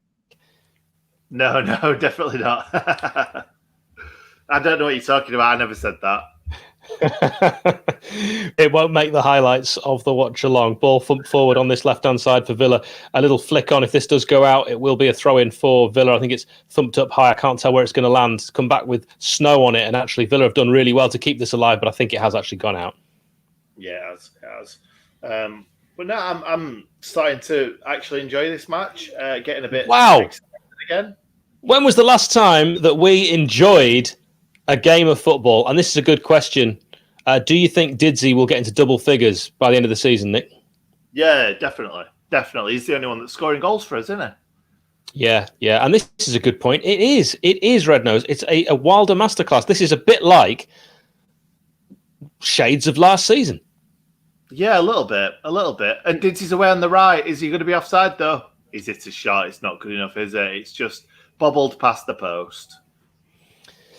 Brewster does get plenty of stick. You're absolutely right. Is that Leaky Lloyd? I'm going to assume that's because you're Welsh rather than some sort of gut infection. Yeah, he does. He does get a fair bit of stick, and I feel it's very, very harsh. Young striker, he'll come good. He'll be great for the Blades. The reason why I got is because I do think he's been poor this season, and yeah, you shouldn't be giving stick to a young lad. But at the same time, he deserves the criticism that he's had. Question for you, Nick, because I don't know the answer. I'd imagine it's just because he's called David. But why do you call McGoldrick Didsey? I think it's David, but I don't know why. I don't know where Didsey comes from. but I've heard other people called David being called Didsy. But I have as well. Yeah. All my friends in the military, the nicknames there are dreadful. But Didsy, as I have heard, for a David, a bit like Smudger for a Smith. And of course, if anyone is from Liverpool and you're in the military, you're called Scouse. That will be with you forever. I thought it were just surnames in the military. Yeah, I mean, my friend James Picton was Picky right throughout. So yeah, it's always a nickname though, even if seniors will call you by your surname. Yeah, fair enough. So even if it's like chance here for the Blades. Shot! Oh, saved by Martinez.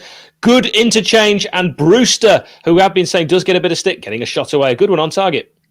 Yeah, it's on target. That's all you can ask for, really, can't you? It needs to be on target. It needs to be low, strong, which it was, but Martinez didn't really have much problems with that one.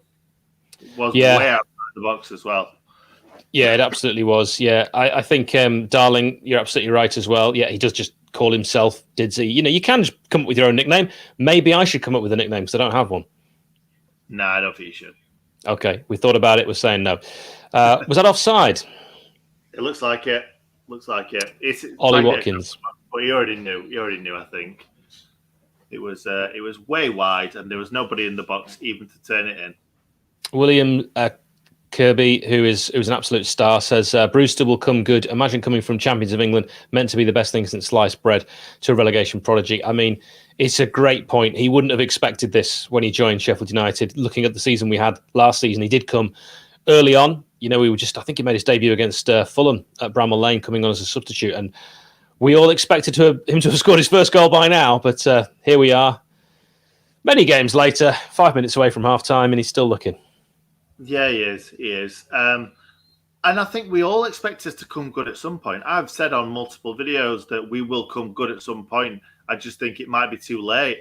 And we've still not come good, have we, really? No, well, we still haven't. It's been a horrible, horrible season, as I've said on every watch along. The worst season of my lifetime watching Sheffield United. Ball on the left-hand side for Villa, starting to look dangerous. They do get a cross in, well defended. A good headed clearance, although kept alive, and El Mohammadi will try and find his man and get something going in the box. Nice interchange of passing, and then a good sliding challenge from Ollie Norwood. What have you made of his game?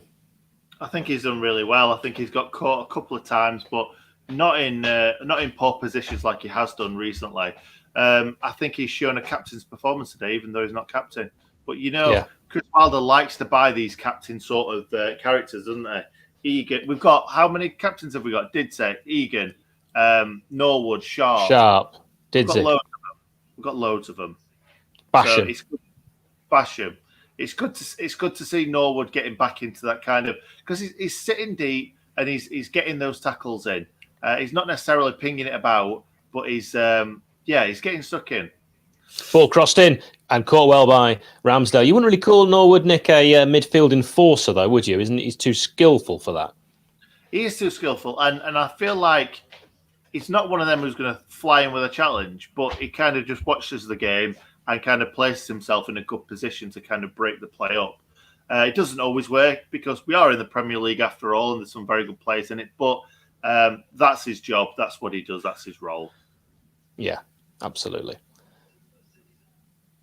So am I doing anything today? Am I... No, I'm on the bench, aren't I, for Fans React? I was just... I think we're going to try and leave you off it as much as possible as we get more and more people in, because it's not really fair on you to do. Oh, and I was thinking, give the people what they want, which is less Hal on the channel. That's been the feedback. I don't think that's true. And we haven't really. We've gone from having you on the Fans React and match previews, having you on a 2-hour live stream.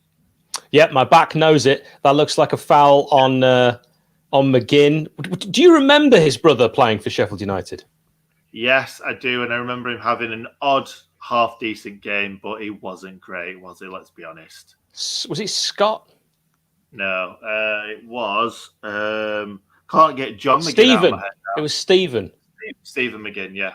Stephen McGinn. Yeah. I couldn't get John out of my head either, and I couldn't remember another man's name for a moment, like any man's name. You could have asked me my name, and I would have panicked. You'd have said John. Yeah, it's like when a policeman says, "What's your name?" It's like, I don't know. Yeah, definitely. I always get that with age. How old are you? I'm like, because it's something that everyone knows how old you are, but for that split second, you're like, I can't remember. I have to ask my wife how old I am all the time because I completely forget. That was a nice skill, by the way, from Didsy, winning a free kick, and you can read the lips of Dean Smith, the sweary Midlander. Is he an actual Midlander? He is. He's from Birmingham. He's an Aston Villa fan. This, of course, a game between two teams whose managers both support the clubs, and that's very rare in the Premier League. Yeah, I never knew that, actually. It doesn't sound Brumoy. He does, if you listen to his voice. Ball swung in, cleared, a chance on the involved. Maybe the third, but Traore is going to get a foot in there and then a good challenge from Fleck. Ender Stevens absolutely bottled that then. He did. He goes to hit it, and then he kind of just turns his back on it. That's what you shouldn't do as a kid, and you taught that from a young age. If he'd have just come in there and smacked that ball, he could have got caught by Traore. He could have won a penalty. He could have scored a goal. He could have created a chance. But instead, it goes out for a throw into them. Yeah, William's right about McGinn and Brandy were meant to be our best signings.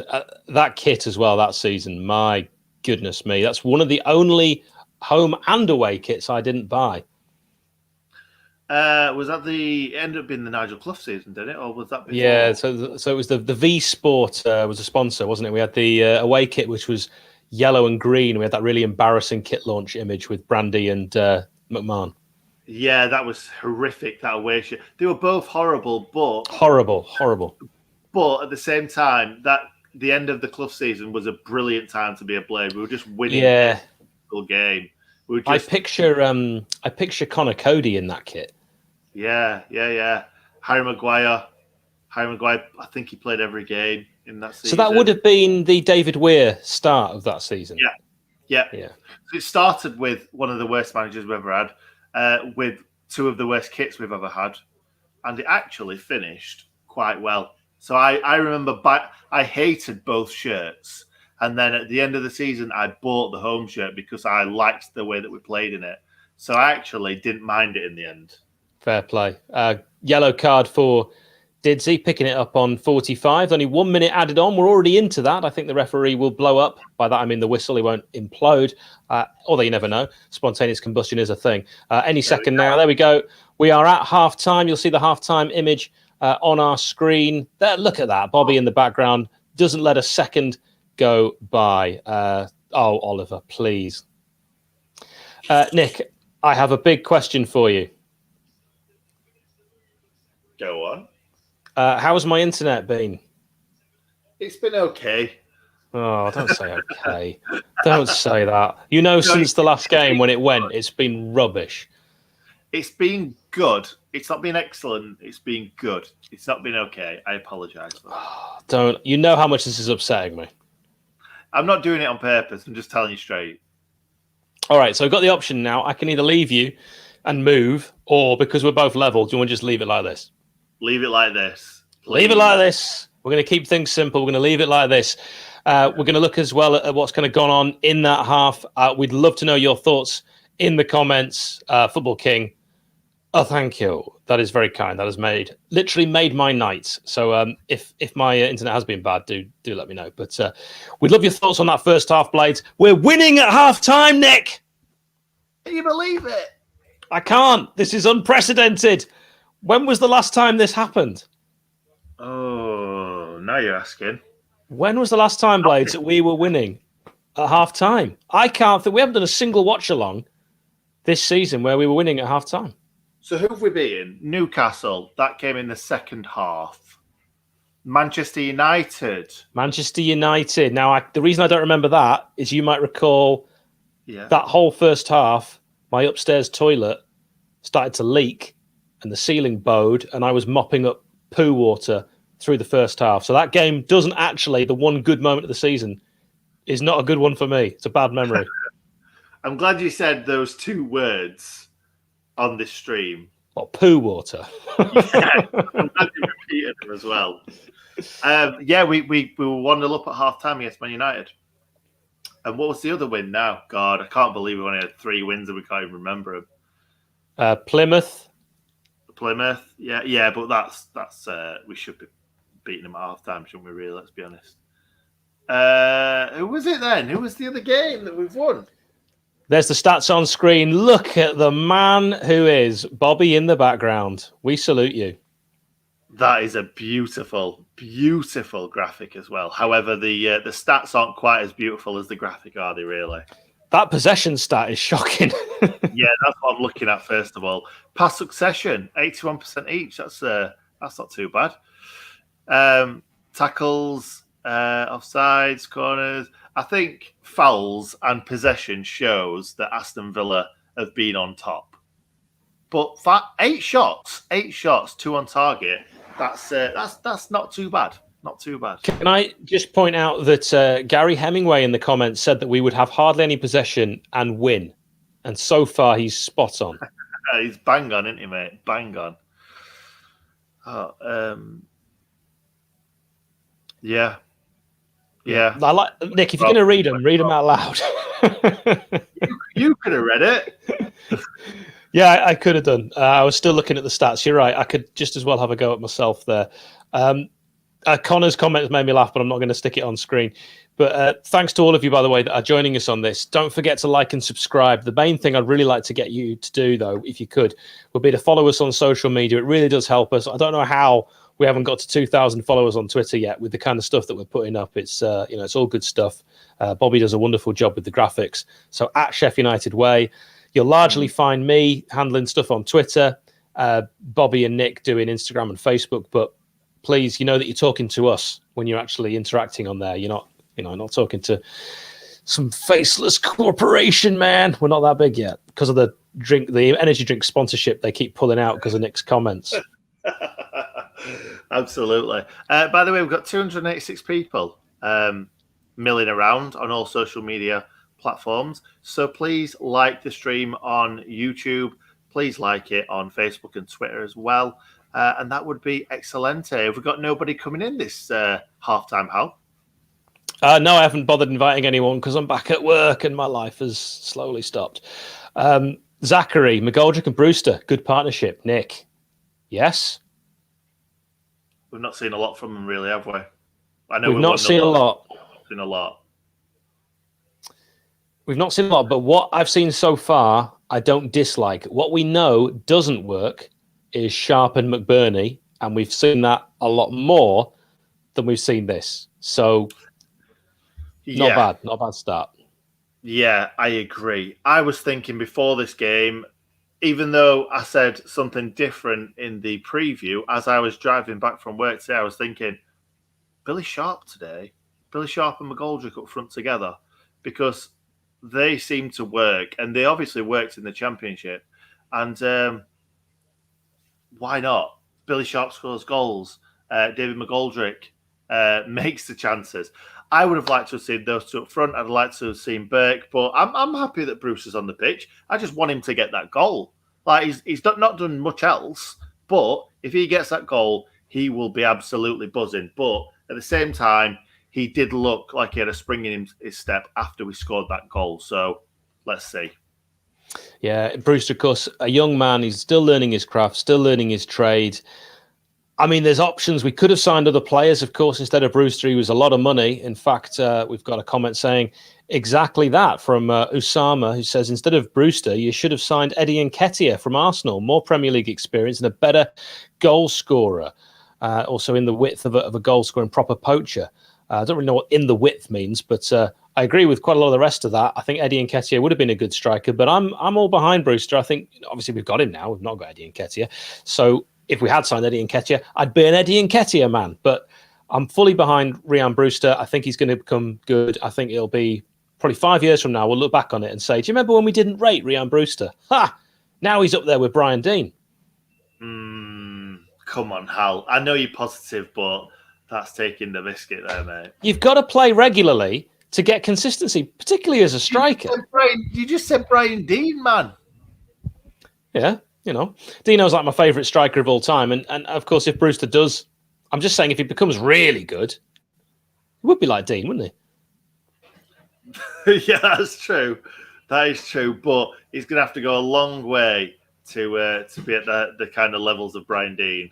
By the way, what I didn't realise is when David McGoldrick scored that goal, it hit the bar and went in. I know. I said it at the time, didn't I? He did his best to miss. He did. I remember you saying that, but I just thought it had got into the roof of the net. I didn't realise it actually hit the bar. It's really nice to see another ex-Sheffield United player on BT Sport. Do you think Joe Cole, that well-known Sheffield United ex-player? Why do they do that? Michael Brown. Get Michael Brown on, for God's sake. My lord. Yeah. A lot of people agreeing that Rhian Brewster just doesn't have any service. It's true, but what I would say is Didsey gets the same service. He makes things happen with his movement. Yeah, absolutely. I'm going to have to drop off just for a second.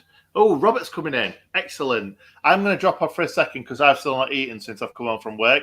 So, hi, Robert. It's all right. It's all right for you. Yeah, off you go, Nick. Go and have yourself some foie gras, apricot Kool-Aid and a vol au vent sauce. No, I haven't eaten. Doesn't matter. You get yourself sorted. All right, mate. Oh, he's still going to go? I thought he was going to say, well, I won't eat then because you haven't. Robert, more importantly, from Ohio, how are you doing? Doing well. Man, that was a good first half. At least, scoreline wise, I'm enjoying it. Yeah, absolutely incredible that we're actually winning at halftime. So, Robert, the big question, we do this every time. Do you still believe? Mathematically, it looks worse and worse every game.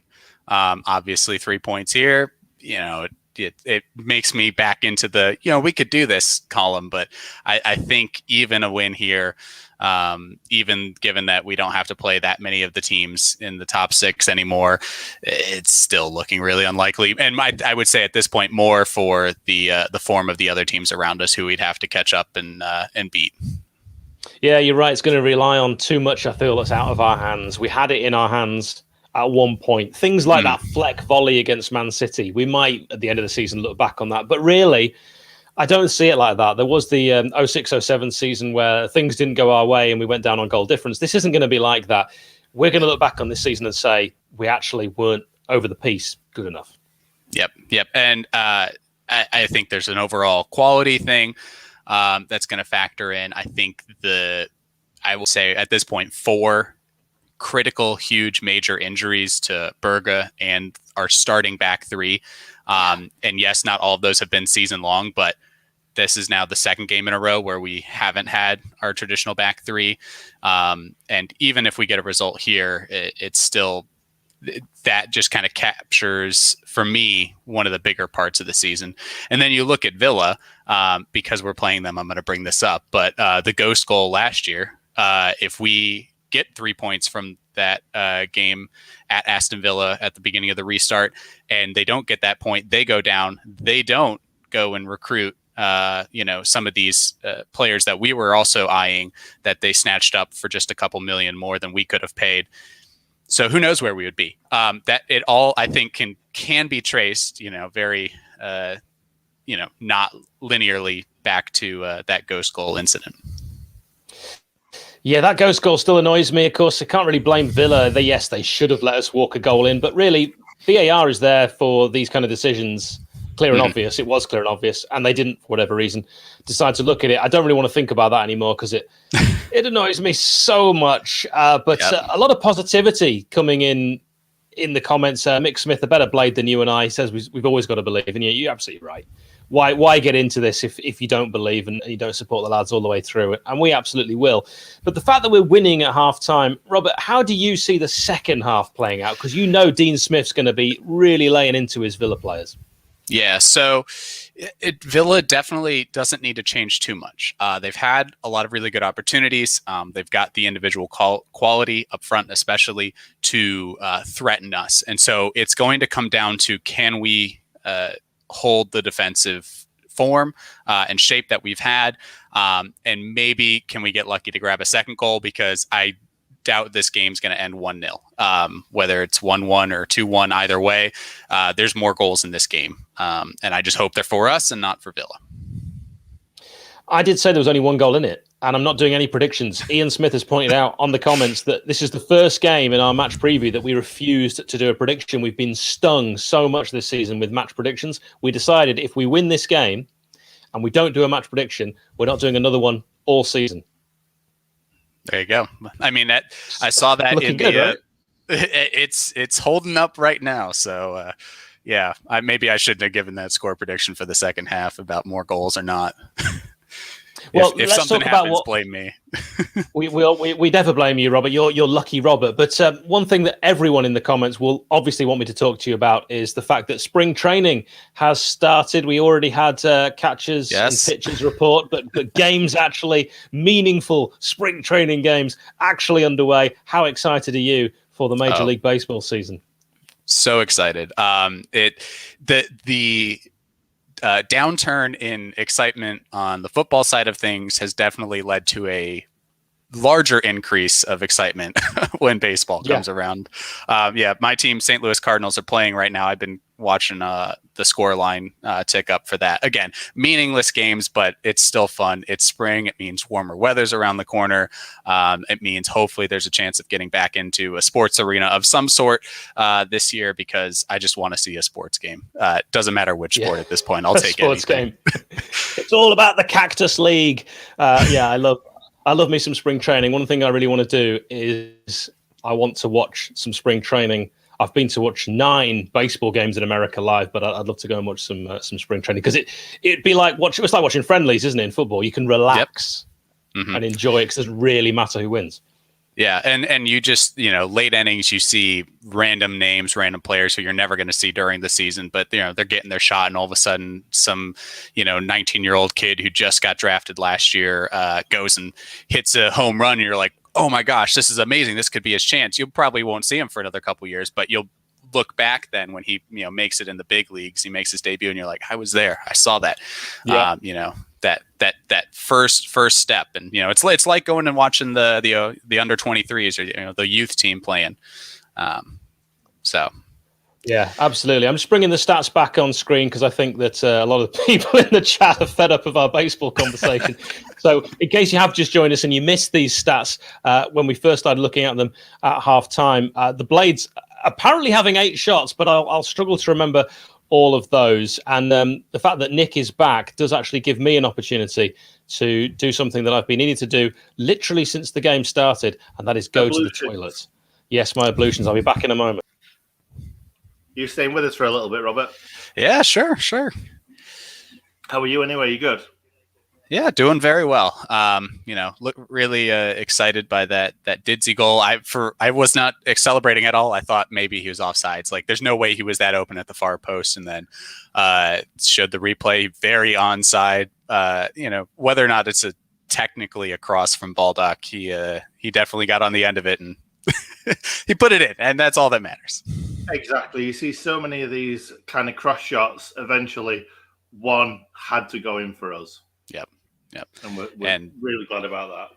Yeah, and I think the if we hadn't scored a goal in that first half, I definitely would have harped on the early John Lundstrom Baldock interchange, where I think Lunny kind of left it a little short, little lighter touch than he needed to, and Baldock got caught. 3 guys surrounding him. Not much he could have done there, but it was a really, really good interception from Baldock, and really deserved something better at the end of that one. Yeah, definitely, exactly. It was lovely to see David McGoldrick score another goal, but I would have liked to have seen Brewster score. But yeah, we can't pick him. Can't pick who scores, can we really? No. We'll take the goals where they come from. But yeah, I think it's looking like if we can keep up some of the creative flow that we've had so far in that first half, I don't see why Brewster couldn't get a goal this game. I know Villa's defensive record, very, very solid, 8 clean sheets on the road. I think they were saying 13 overall this year. But there's no reason. Brewster has looked like he's got his eyes set on a goal today. Yeah, definitely. And I was saying to Hal that as soon as we scored, he looked more confident. Even though it wasn't him that scored, he definitely looked more confident. He was getting around the pitch a little bit more. And for me, it just feels like he can go and get one. So fingers crossed for him. Yeah. But up to now, nothing's really happened. It's just been going back and forth. No chances created up to now. But Keane Bryan just jumped in with a challenge, and it's a free kick to Aston Villa inside our half. And I've just realised that I'm behind. So I'm watching two streams at the same time. So Aston Villa are down the left, and we're pushing them back to halfway yet again. Hopefully it's not just going to be... I'm on 47-29. I'm in front of you. Oh my God. Aston Villa. Shot blocked. Yeah. Oh. Do you want to take over, Hal? Real danger there on that shot from Traore. Throwing men forward. They've actually won a throw-in. It was Jags just putting his body on the line. You know, it doesn't matter how old Jagielka is. He's rolling back the years there and gets I'm sure, a welcome pat on the backside from Ampadu. He does, but he was also holding his head then. I don't know what happened. Oh, I think he got a knee. Yeah. Yeah. The old knee in the head. Yeah, which you love a knee in the head. You do not want at all. So hopefully we're all roughly on the same kind of time. If we are, that would be helpful. I'm on 48-22. That's I'm about 30 seconds behind, but I'll drop off and let you guys go because I'm not going to be able to contribute too much, and this is about as far forward as I can take it with the delay across the water. Let's talk baseball a great deal longer next time. That's give the people what they want. Certainly. Yeah, use one of those YouTube polls, Nick, and see if people actually want baseball or not. That's not happening. Christian Yelich for MVP. I'll just say it now. And for the young player of the year, Jared Kelenic.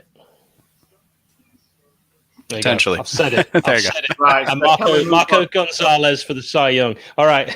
Take care, guys. Because we are playing football still. Sorry. I do love me baseball. So ball in the midfield for Aston Villa as they look to bring players forward. Were there any changes that I missed during my enjoyable ablutions? I don't believe so, mate. As I was watching it, nobody came out, seemed to go on the pitch. So I think we are as we were. Yeah, I just saw Jacob Ramsey in the midfield there. Didn't see too much of the ball in the first half for the Villains, but he getting a touch there as well as Matt Targett, who could have been sent off in the reverse fixture when he brought down his man and the Blades missing a penalty, John Lundstrom missing that penalty, and of course how different things could have been. Yeah, absolutely. There's been many times this season where things could have turned around. Lundstrom involved in a lot of them as well. And involved there, absolutely. 50 minutes we are bang on, and Lundstrom winning a free kick did well. He saw the ball, he watched it come down, two Villa players converging, but one getting that crucial push, El Ghazi, and that's going to be a most blatant free kick.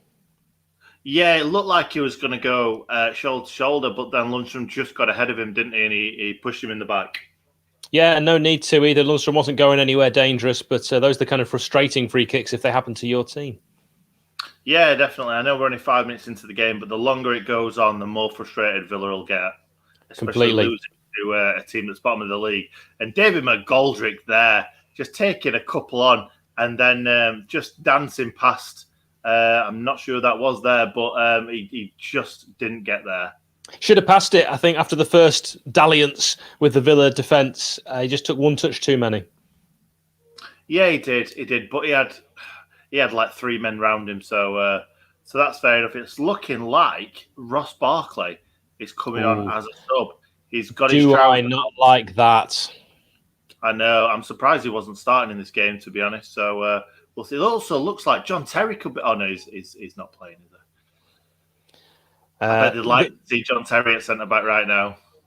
Yeah, I think you got to see the comments. People want more baseball. I don't care. I literally don't care. I'll tell you what we'll do, Nick. When the world's back to normal, we should watch an American football game together and a baseball game together, and I guarantee you'll enjoy them. Film it. Anyway, get some content out of it. I'm not sure that it's going to go on this channel, though. You've got other channels, and I can think of one where it would sit perfectly. Sorry, mate, my headphones went a bit funny then. Don't worry, you didn't miss anything important. I was just saying you've got one YouTube channel I can think that it would sit perfectly on. That's true. That's very, very true. I'll give you that. Right, ball in the midfield. It's all a bit of a coming together, and Lundstrom going to try and bring it away. It's genuinely, though, looking for the option seems to be the big question for the Blades. Where are they going to pass it? And it's a bit patient, and it's a bit, where are you? And on that occasion, McGoldrick couldn't find anyone to pass the ball to, and unfortunately gave it away. And Villa, when they do have the ball, they do look like they know where their next pass is. They do, but we're kind of playing on the break here, aren't we? We're trying to soak it up and get on the. But the problem is we don't have that pace. Bruce has got a little bit of pace. This would be perfect for Burke right now. 1-0 up and playing on the break, trying to get that second goal. Burke would eat them alive on the break. That's what we did against Manchester United at Old Trafford. Do you think this is the game plan, Nick, though, to soak it up and hit them on the break even though we're at home? I think so now. Now we've got that goal. Oh, it's a risky game. Best form of defence is attacking. You know, if we're going to play two up front, which Wilder always does, we could have 8 men, we still play two up front. I'd say just come out and attack them. I'm not sure how this is going because, to be honest, Aston Villa had most of the ball even when it was 0-0. So we're just letting them come on to us. That's it. Oh, my God. Hits the bar. It looked like the bar and the post. Ramsdale would have had no chance with that. Ollie Watkins, a delicate cushioned header. He couldn't really have done any better. And that should have been 1-1. But the Blades utilising this opportunity to get the ball out superbly with John Lundstrom playing it to Baldock on the right-hand side. Chance to cross in early, and it's cleared away by Tyrone Mings. He's got wings. Yeah, really poor ball from Norwood there. He had so much time. Just hit that back post. Oh, Jags has come across there and absolutely gone through El Ghazi. Gone through him, but he had to. It would have been away. He got a bit lucky though, didn't he? El Ghazi kind of hit him on the back of the neck and then just shot perfectly in his to take it on. Yeah, Jags has cleaned him out there. He really has. I need to see Ollie Burke on, Nick. I'm getting stressed now, and Ollie Burke just alleviates pressure. He's someone that can hold the ball up. He's got that strength. He's got that raw pace. I think he could do Villa a mischief. Just absolutely. I agree. We need to get him on at some point. If it's kind of now or if it's in 10 minutes, we need to get him on early-ish and just stretch the game. Before the hour mark. So we've seen 2 bookings today. Am I right, Jagielka and Didsey?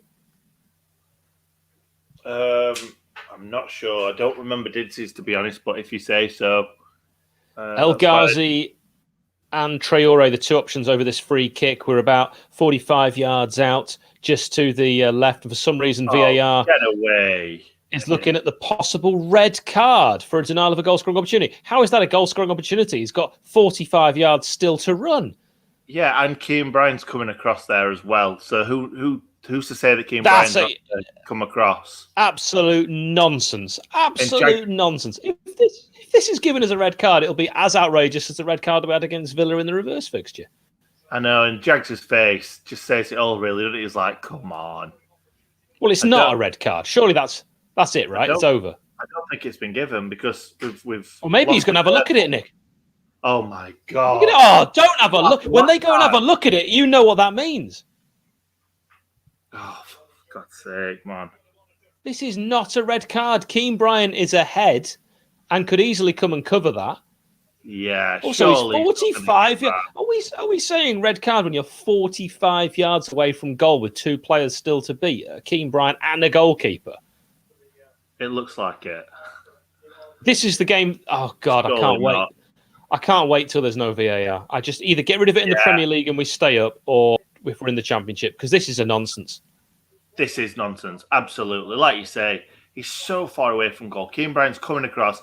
The referee looks like he's made his decision, and he is yellow. Oh no! He went in. No, he's going to give a red. He's going to rule out the yellow and give a red. Oh my God! That's changed the game. That's changed the game. That's changed everything. That's really changed. Arguably, it could change the whole season. That for me is a joke. Somebody just said in the comments we're getting all the luck, and then that goes and happens. Well, we were getting all the luck. Season. We can't blame the commenter for that at all. We were getting all the luck, but that is absolutely ridiculous. I've been watching football like you have, Nick, as long as we can remember.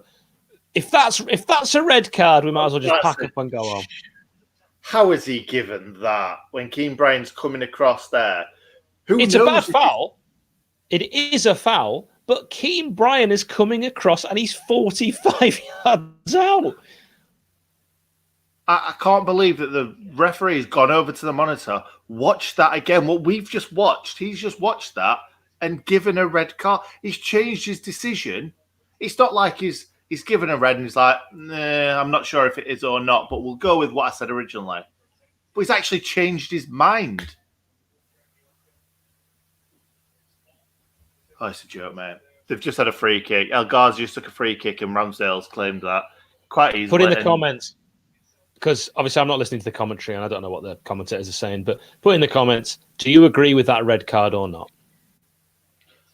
I'd like to know if there's any Aston Villa fans in this stream. I'd like to know what Aston Villa fans think, because honestly, Villa fans who benefited from a joke red card on Egan and a Hawkeye decision, which was a disgrace. I know, but I'd like to find out from the other side, because if they're saying that it's not a red card either, then that just shows. I agree with Ruben, actually. VAR isn't the problem. It is the implementation from Stockley Park. It is. And a referee just gave that then. A referee just gave that on the pitch, looking at the monitor. So you can't really say that it's VAR's fault, can you? It's the referee's fault. It always is. But I think it's ridiculous. VAR doesn't make any decisions whatsoever. It's all referee. It's mistakes made by referees, whether it's on the pitch or whether it's at Stockley Park. Interesting that Layla did think that was a red. So it is human interpretation. You're absolutely right. So that's why it hasn't removed the element of doubt that we thought VAR was going to do. Actually, in the Russia World Cup, VAR was implemented very well, but in our Premier League, it hasn't been. No, exactly. And Bruce is coming off for Burke now. I think that's a good idea. But at the same time, I would have liked to have seen Bruce to get his goal today. Carl's right. That wasn't clear and obvious, because how long did he have to look at it? Exactly. Oh, but I'm excited to see what Ollie Burke can do on the break here. I think Villa are going to really, really go for it. And Burke is just going to love his life up front.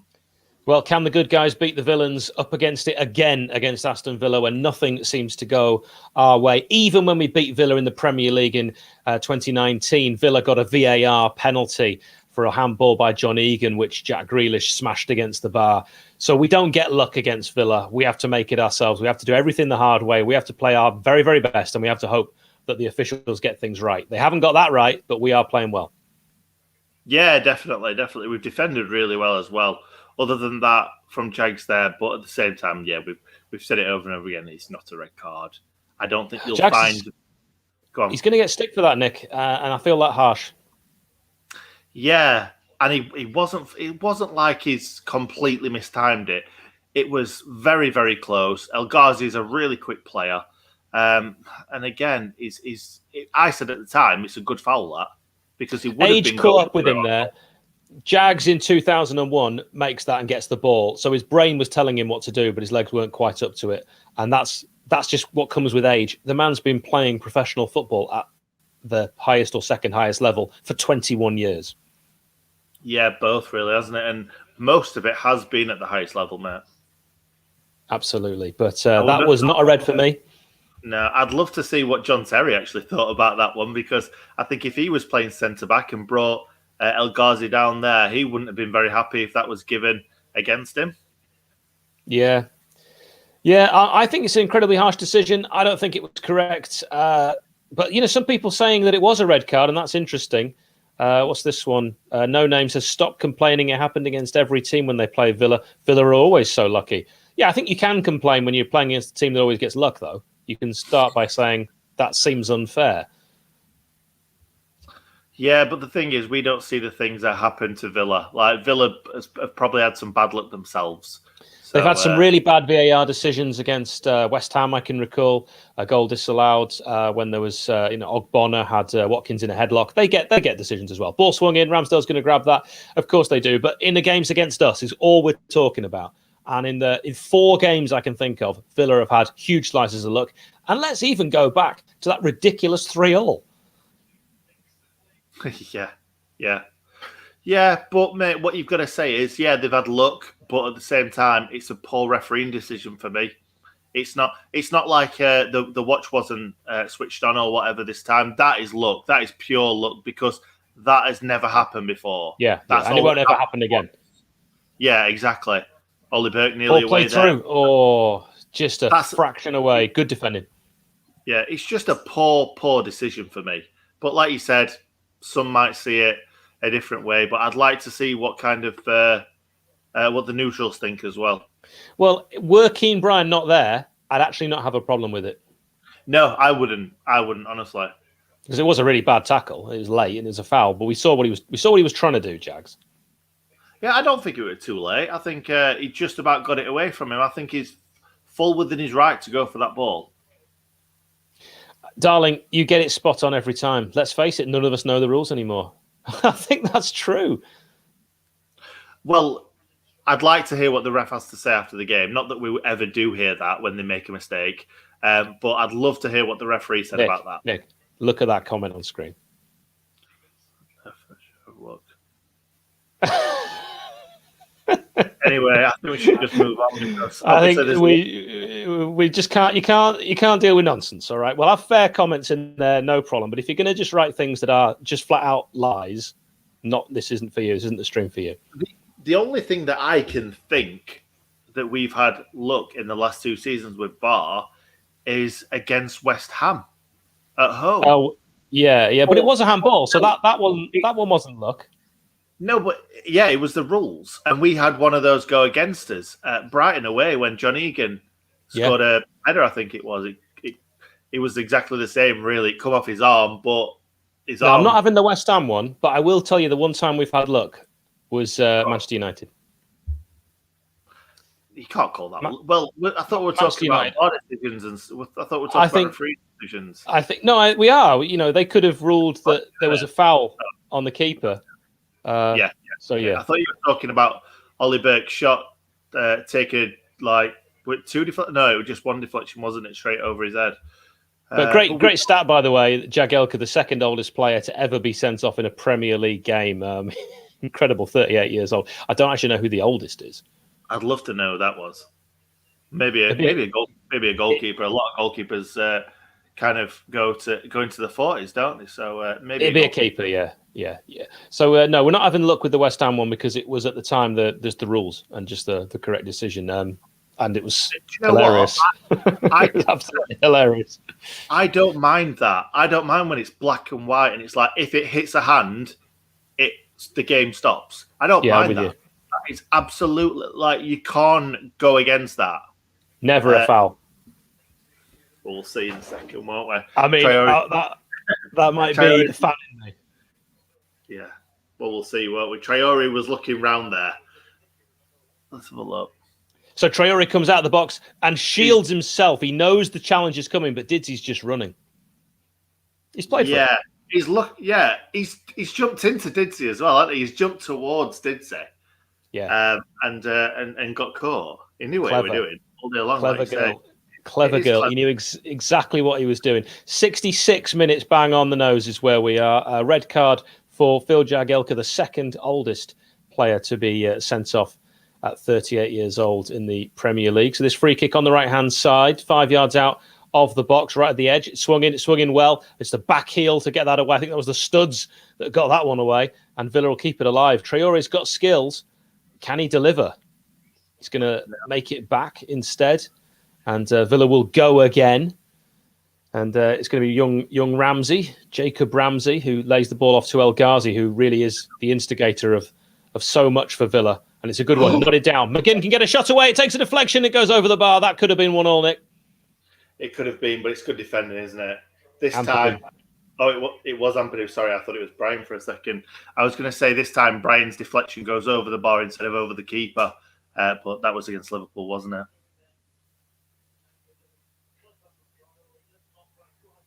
It's a corner then. Block from Ampadu there. Very good block. On the right-hand side, Traore will take it. Hands on hips, 67-10 is where we are. If you're trying to keep in touch with us on the game, you can pause us if we're ahead. Ball blip. Oh, that was anyone's. I think it was Tyrone Mings who got that touch, and it just went wide of Ramsdale's far post. I think that was Brian. That flicked off. Yeah, Brian's I think it was a goal. It was a corner. It's giving us a goal kick, and there's going to be a double substitution. Ross Barkley, who I did not want to see on, Marvelous and Camber will leave the field, number 19. So Ross Barkley on, definitely a player to keep an eye on. He's extremely dangerous, number 20. And Ramsey off, Sanson on. Morgan Sanson, who is, I believe, French. He is French. People who play FIFA, I think, will see Sanson's name quite a lot in packs. So, yeah, Sanson, definitely French, definitely. I have no idea what anything you said meant. Well, you can tell what I mean when you guys talk about baseball and chuffing silly football. Blade's trying to come forward, and you know what? Another goal, Nick, for United. I will go absolutely crazy with joy. Bulldog takes it down on his chest. He's done too much there, surely, referee. That's one that, again, I think Villa have played for, but Bulldog maybe been a bit silly after he lost possession there, and it's a free kick to Villa, and they move it very, very quickly. Already on the right-hand side, Didsey, our striker, is further back than George Bulldog at the moment. Norwood trying to get close to it. Burke, he's up there as well. On for Ryan Brewster. Will look back on today as a very frustrating day at the office. Another one, Nick, for Ryan Brewster. Yeah, he's had many this season, hasn't he? He and has. Today, it's not his fault that he's come off. I think he'd have probably stayed on for a good 10, 15 minutes if it wasn't for that red card. But we need Burke on now. We need him on. We need him on, and we need to start playing the ball long. It doesn't need to be pretty anymore. Ross Barkley, he is a player that can play the pretty football. Looks like a bulldog, plays like a princess. I like that. I don't know why I said that. Concert back to Mings. Mings will lay it off to McGinn on this left-hand side, who does do a nice chip ball forward. Barkley's carried on his run, but that's just overcooked. Not nice enough, mate. Not nice enough. But it was a good little move, and I think Barkley's going to get forward in those advanced areas and try and stretch the midfield, try and pull them back a little bit, and kind of pull the defence apart. Really, because are we playing a 4-4-1 at the moment? Is that what we're doing? It might be that Dizzy's dropping so deep, and Jordan the Burkemobile is on. Hasn't really got tested yet. Still in first gear, but at the moment. Yeah, people in the chat apparently saying it's 2-0. I can assure you it's not. No, I wouldn't say that just yet because we're behind, aren't we? I can assure you in our timeline, it's not. But we do have a free kick, it looks like, on the edge of the box. 70 minutes, 17 for us. Didsey was running. It was 6 of one, half a dozen of another with shirt grabbing. They both fell over. I actually think that was more David McGoldrick fouling the Aston Villa defender there, Conta. All right, so if it's not 6 of one, half a dozen of another, how else would you go on? Put that in a different spin. Well, I think that he's grabbed the front of his shirt and he's fallen down with it. I think it's a bit of both, but like you say, I think it was more Didsey fouling him. But we get the free kick. He's on the edge of the box, and Flecky's going to pop this in the box. Yeah, it's a left footer. Definitely left footed delivery required there, but actually it's cleared quite well. And Villa with Ross Barkley will look to try and get that ball forward. The long ball was definitely on, but they decided to go backwards and then start again in the midfield. Good challenge on the Frenchman. Sanson, chance for a shot. Burke takes a heavy touch, and that'll give Conser enough to get it clear and out on the left-hand side to Matt Target. Nick's got his own nickname for him. Fatty Target. There we go. Onto the left-hand side. El Ghazi, number 21. So dangerous. Looked like Villa's key man, really, would you say, today? Yeah, absolutely. But I just want to go back to, what's his... Ollie Watkins just hit a kind of a half volley straight over the bar, so we're fine with that. I would just wanted to go back to that Ollie Burke chance because he took it away from his man really, really well, running at their back four. And just, again, the last thing that he does is just wrong. Pretty much. Can we give a shout out to John EJ giving us $4.99? That's really kind. He says, surely it looks like a frog plays like a princess. To be fair, I didn't really plan what I was going to say. It just came out. That said, all Villa players are like princesses these days. And Daniel has said the BT commentary is getting on my nerves. Well, just listen to us. Exactly. And Ozzy's coming on now, isn't he? For Didsy. So he's going to be all over the place. He's going to be snapping at the heels constantly. I think that's a good move by Wilder. It is. It's going to definitely be a change of formation then if Didsy's off, because you like to think that we were still playing two up front. And another super subscriber, Nick, £1. That's cream egg each. Thank you very much. Love that. Love that. LX Key 2.0. It looks like £100, doesn't it? But it's not. It's not. And this gentleman or lady is also a member of the channel, so they pay to subscribe to us as well. So absolutely brilliant. Thank you very much. Thank you. That is hugely appreciated. Anything that you can do, we put in so many hours to the detriment of our own profession to this channel. So do subscribe if you haven't already at Sheff United Way and find us on social media. Target on the left-hand side, number 18. Again, linking up nicely, looking for the constant option of El Ghazi, and it's back to McGinn. He's got El Ghazi on his left, but instead decides to cross in. That's a very dangerous ball if it can be kept alive. Good defending, Ben Osborne. Let me just say one thing. Ben Osborne is excellent defensively. Excellent. He's always in that position that you want him. And that's a ball from Lundstrom. Oh, it's just not good enough. It would have been through. Lundstrom underplaying it and giving Mings a chance to get a foot in after brilliant skill from Ollie Burke, looking every bit ill phenomenon. But Ben Osborne does. Did you see that? Ben Osborne, yeah. He went and won the ball in his own box, and then he's the furthest man forward attacking. It's great to see. He just takes up the right positions. Ben Osborne is a starter every week for me, and I am constantly surprised that Wilder doesn't feel the same way. The problem is that if you don't play him at left wing back, it's very difficult to get into the side because of John Fleck. Darling, you're so right. Take your time, Sheff United. If only we had Dean Henderson to sing that one, it would be absolutely perfect. Yeah, but by the way, do you want to know who the oldest Premier League sending off was? Go on. Bobby in the background has reliably informed me it was a man who I've met and actually interviewed, Stuart Pearce. Oh, right, okay. Fair enough. I wouldn't have expected that. I would have thought it'd be a goalkeeper. What, so you wouldn't have thought it would be a man whose literal nickname is Psycho? Yeah, that's true. That's a good point. Who he once tried to carry on playing for West Ham with a broken leg. Ball on the left-hand side. He actually banged it on the floor and said, I'm all right. McGinn swings one in. It's not a bad delivery, but it is a bad header, and it will keep alive with Traore. This is now a chance for Fleck to get a foot in. He does, and he wins a foul. Good play, that, Nick. We've defended well today, haven't we? Up to now, we've defended well. Like beavers, Jeff. Like Trojans, as I always say.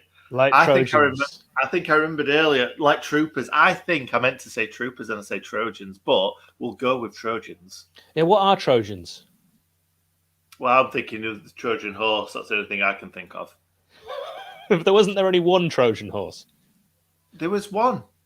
So how can you be Trojans? It'd be defending like a Trojan horse. I don't know. Like you say, we say things. Yeah, we say things. That's actually what the tagline should be for the channel. We say things.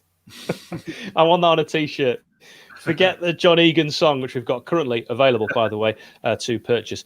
Ball swung in, and that's going to be deflected out by George Baldock, our star man, on 76.03 for a throw into Villa. They're not messing about. They take it quick.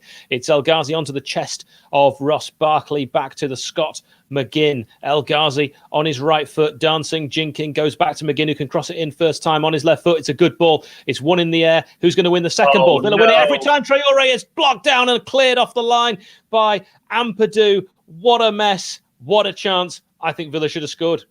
Yeah, I completely agree. It's Ampadu coming to the rescue on the line again, isn't it? Always coming to the rescue. Like Chippendale. It's like Osborne and Ampadu are the rescue rangers.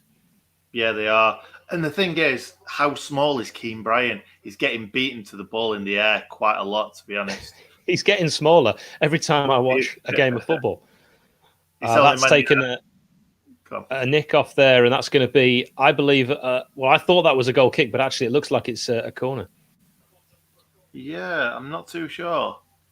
What? Oh, they're showing the possible chance again.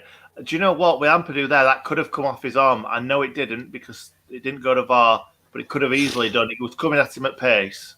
VAR would love to give a penalty to Villa. Ball swung in near post. It's got a flick on, and that looked like it was going high wide all along from El Mohammadi. Not going to be celebrating with his crazy hands after that one over the bar. 77-30. Less than 13 minutes left of normal time. We've done really well. We've defended really, really well. Let's hope that we can see this through tonight. I can see Burke nicking one. I really can. A lot of Trojan chat, by the way. I'm not sure. Where's John Cutbush when you need him, is what Paul says. And that's a very good point. Where is John Cutbush? He gets his average mention.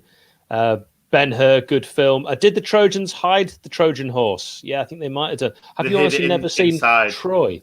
They hid inside the horse, yeah. Have you obviously never seen Troy featuring Brad Pitt and our very own Sean Bean? I haven't seen Troy. Trojan Army, 300, kick Villa coach down the hole. That's a nice one. I'm confused. Trojans that day were being represented by the soldiers inside the horse. Yeah, so they would have been the Trojans. I see what you're saying, right. Daniel. That's a very good point. So, defending like Trojans. I don't dislike it. We're going with it. It doesn't matter if it's wrong. We're going with it. Hiding like Trojans might make more sense if anyone was hiding on the pitch. You could say that. Yeah, that's true. We don't want to be hiding, though, do we? They're definitely not hiding tonight.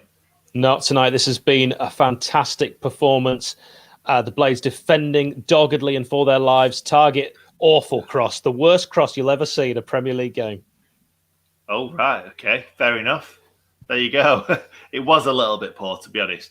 But we are getting loads and loads of money for. I can't say Nate. What's his name, Hal?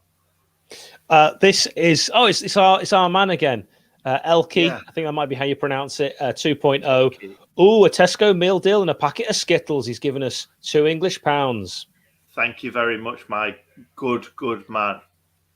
Chance for Villa here. They might get a shot away, and it's another brilliant block. This is backs to the wall. This is Blades against Man United. This is Blades defending so well. Every time the ball swung, and it's cleared again by Keane Bryan. Ben Osborne then lunging forward and getting a tackle on it, but it only goes as far as Konsa, who can give it to El Mohammadi. Traore now with his strong foot trying to do a bit of skill. It's not that time in the game, lad. Not that time at all for a bit of fancy down football. Oh, and Ollie Burke's away. This is it. The first chance for Burke to really test the defence. He's up against Tyrone Mings. He's got wings. He's beaten Mings, but then the defender, the second man, McGinn, getting back. And Burke had a chance to pass there. He had, obviously, who else but Ben Osborne, and he didn't pass. No. I don't know what he's doing there. He just gave up on it, really. He took it past Mings and then was just like, I've got no idea what to do with it here. He didn't see McGinn, who, in fairness, made a lung-busting run because McGinn had a shot on the edge only a few moments before. But it looked like he dallied on it. Even if someone's coming across, it didn't look like dynamic, like he was going to go and take him on and score a goal. He ran towards him, came inside, and then we're like, what do I do next? Right, the Greeks tricked the Trojans by hiding in the horse. And it was the Trojans who fell for it, so we can't be defending like Trojans. No, because that's bad, isn't it? Yeah, that's bad. It's the Tina Turner song, Cut Bush City Limits. Yeah, that makes more sense. It is like the Alamo. If you actually know what the Alamo is, I did look that up not so long ago. It doesn't make a lot of sense. As a Texas war, I think I recall. Right, chance for Villa here. Let's not mess about with any more nonsense on the edge of the box. El Ghazi can't get the shot away. Blocked again. Superb defending. I'm loving this Blades performance. We don't deserve to be on 10 men, but a ball swung back in, and it's a flick back down. Not what he wanted, but Sanson will actually keep it alive. And Konsa, who's seen a lot of the ball, I've not been happy with how much he's seen of it. Lovely turn. Villa can get a free kick here. God's sake, just diving in, and Stevens just hold him up. He's just not flown in there. No, it's not. It's a really poor challenge, that. You can't do that in the Premier League. we're just giving him chance after chance to put the ball in the box, and Mings is so good in the air. We've lost Jags. There's no Egan. There's no Bash. There's no Jack O'Connell. We've got two that aren't great in the air playing at centre back. There's no McBurney. We can't keep giving these free kicks away. Yeah, completely agree. But we have, on the right-hand side, we're already late into the game, and it feels like it's just going to be constant defending. Backs to the wall stuff cleared. That was a shocking cross after all that. Shocking delivery from El Ghazi. Yeah, he could have done a lot more with that, and then it's going to be headed away on the edge as the Blades look for Burke to try and break. He's not seen a lot of it, and every time he has seen it, Nick, Burke has not held it up like I said he could. No, we're banging the drum for Burke to come on, and he's been poor. He's been really poor. Yeah, nice to see someone else not beat the first man, Simon. You're absolutely right. How many times do I say that? The Alamo is a class movie. I didn't even realise it was a film. Seeing as I have a Guinness World Record for movie quotes, I feel like I know nothing about the films that have been mentioned tonight. Just wanted to drop that in. Yeah, that's true. But we are on 200 likes, which is brilliant. So can we get to 250, guys? That would be lovely. Burke trying to win that ball. He doesn't do too badly there, but he's just not able to get a foot on it. Villa are definitely getting frustrated with the way that Sheffield United are defending. Spartans were in the horse, apparently now we're hearing. Trojans were defending Troy. So actually you can defend like Trojans, says Steve. It's getting more confusing. I've got two films to watch, and maybe you were right all along. Let me just say, taking it away from all this Trojan talk, the Aston Villa have been very, very poor with the final ball today. Very poor. That just then was a Sheffield United pass. That it wasn't an Aston Villa pass. Yeah, Burke's not done it at the moment. I mean, Rob is absolutely spot on, Nick. Imagine there were 30,000 Blades in Bramall Lane. We're always better when there's a pantomime villain. The referee in this case, this is the Blades at their best. This is the Blades way. This is the Sheffield United way that we are seeing at the moment. Yeah, and Ramsdale needed to take that. Him and George Walnut weren't sure who were going to go for that ball then. Ramsdale needed to take charge, and he eventually did. So we're happy. We're happy. Right, final word on this then. Defending like Trojans is correct, as they held the Greeks at bay for 10 years until that bloody horse. Right, okay. So I think I've picked it up from somewhere, and it sounds like it's right. It's a famous Bill Shankly quote. Right, okay.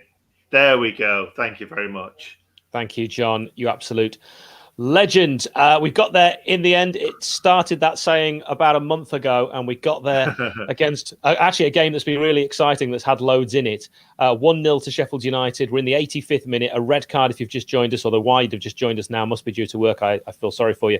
Phil Jagielka getting sent off very harshly, almost as harsh as John Egan getting sent off against the Villains at Villa Park earlier in the season, which we also did a watch along for. It seems like a lifetime ago. It did, but I do think that... Oh, Ramsdale takes it. Oh, there was a ball going across, kind of like the face of all the defence there. Couple of missed boots away, and it lands into Ramsdale's gloves. And Ramsdale loves to just sit on that ball, doesn't he? Is he going to bring the smile out? That's always the question with Rammers. I don't like it. It licks his lips a lot as well, which I don't get. He's a lip lipper. He's a lip licker. That's not even easy to do by mistake. He stumped that ball forward, and it's taken down on the grateful chest of Tyrone Mings. We're on the 85-31. Hopefully we're on roughly the same time, Nick. El Ghazi playing it forward, and it's a nice turn from number 39, who is Kean Davis, who's come on. He's a dangerous player, isn't he? Kean Davis, and it's going to be swung in and blocked again. The Blades defending well done, Ben Osborne. Doesn't he do well there? That's superb Trojan play. Yeah, he definitely defended like a Trojan there, didn't he? He Trojaned it all the way down the left-hand side. Mings trying to make things happen. He's got fed up with the ones in front of him doing it, and he'll find McGinn who can cross it in, but it's another good block. Two Blades getting a block on that. Burke, put a foot in, man. And he just watches Mings take the ball down, cushion it, control it, and pick a pass. And now it can be floated in again. It's constant wave after wave of Villa pressing and Villa attack. Do I not like that? Ball swung in. Chance for get a Villa shot away, but Matt Target won't get on it, and it's kicked out and cleared by John Lundstrom. What have you made of Lunny today?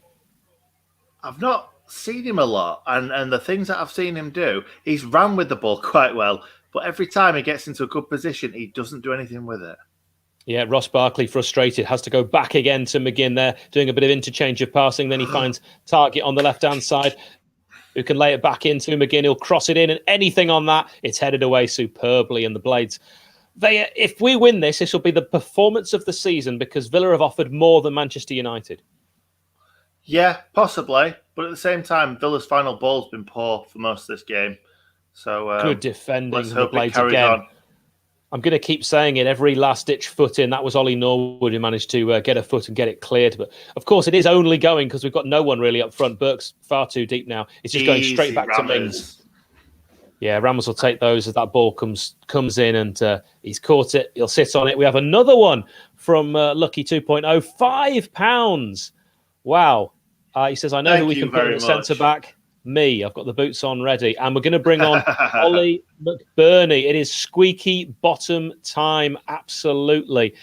Thank you all, by the way, that have contributed with the super subscribers, as I call them. Yeah, absolutely. I think that Ollie McBurney might even go at centre-back here, because he's going to be trying to win everything in the air. Because, like I said earlier, we don't have... What? Ollie Burke's coming off. Wow, he hasn't played well. By the way, thank you, Thomas, saying great commentary. Would listen to you boys doing neutral games. Well, that's very, very kind of you. We really do appreciate it. Subbed. Anyone who's played the game of football will know, first of all, that's rare. And secondly, it's the biggest insult you can have as a professional footballer. Yeah, he's not been great. But at the same time, he's definitely not injured, because he was trying to come off the long way all the way across the pitch, and the referee told him to go off the short way. So if he was injured, he'd have gone off the short way there. Yeah, good luck, Wilder, trying to win back Burke's confidence and faith in you after that. The £15 million man, Ollie Burke. Ball cleared by Lundstrom there. We just got a hook on it, but like we keep saying, it's just going back to Mings, and I think Wilder wasn't happy with the hustle. Oh. I thought that looks like a free kick there. I thought sure he had. Absolutely sure he had. That looked like a foul from Ross Barkley, but referee says play on, and I have to say, Nick, that was a free kick all day. Yeah, he put his arm out as well, like he was giving a free kick to us. Really weird. Strange. It's like this referee I would also imagine will add on a lot of time, which hasn't really been required, but I think this ref is going to be keen for Villa to get an equaliser. And it's laid back to McGinn, who's looking for options in the box. Barkley finding Traore, and it's again a chance to bring it into the box. Cleared by John Fleck. Let me try and pause it a little bit so that you're... Don't you worry. Don't you worry, love. You stay where you are. It's because mine just decided to stop for a second. But I think we're level now. Yeah, so that's the thing when you're watching online. Ball swung in from this corner. Anyone who gets a touch on this, it's shot in. It's saved by Ramsdale and then cleared at the second attempt. That could have been 1-1. God. If the Blades hold on here, Conser could have made it 1 apiece. 10 men, Sheffield United, in the 90th minute hanging on. Who was that? Ollie Norwood on the line? Oh, it looked like it. Ball swung in again, and it's a high looping clearance, but no one there. And then Burkoff, McBurney, the replacement for him, will run forward towards that and try and win it.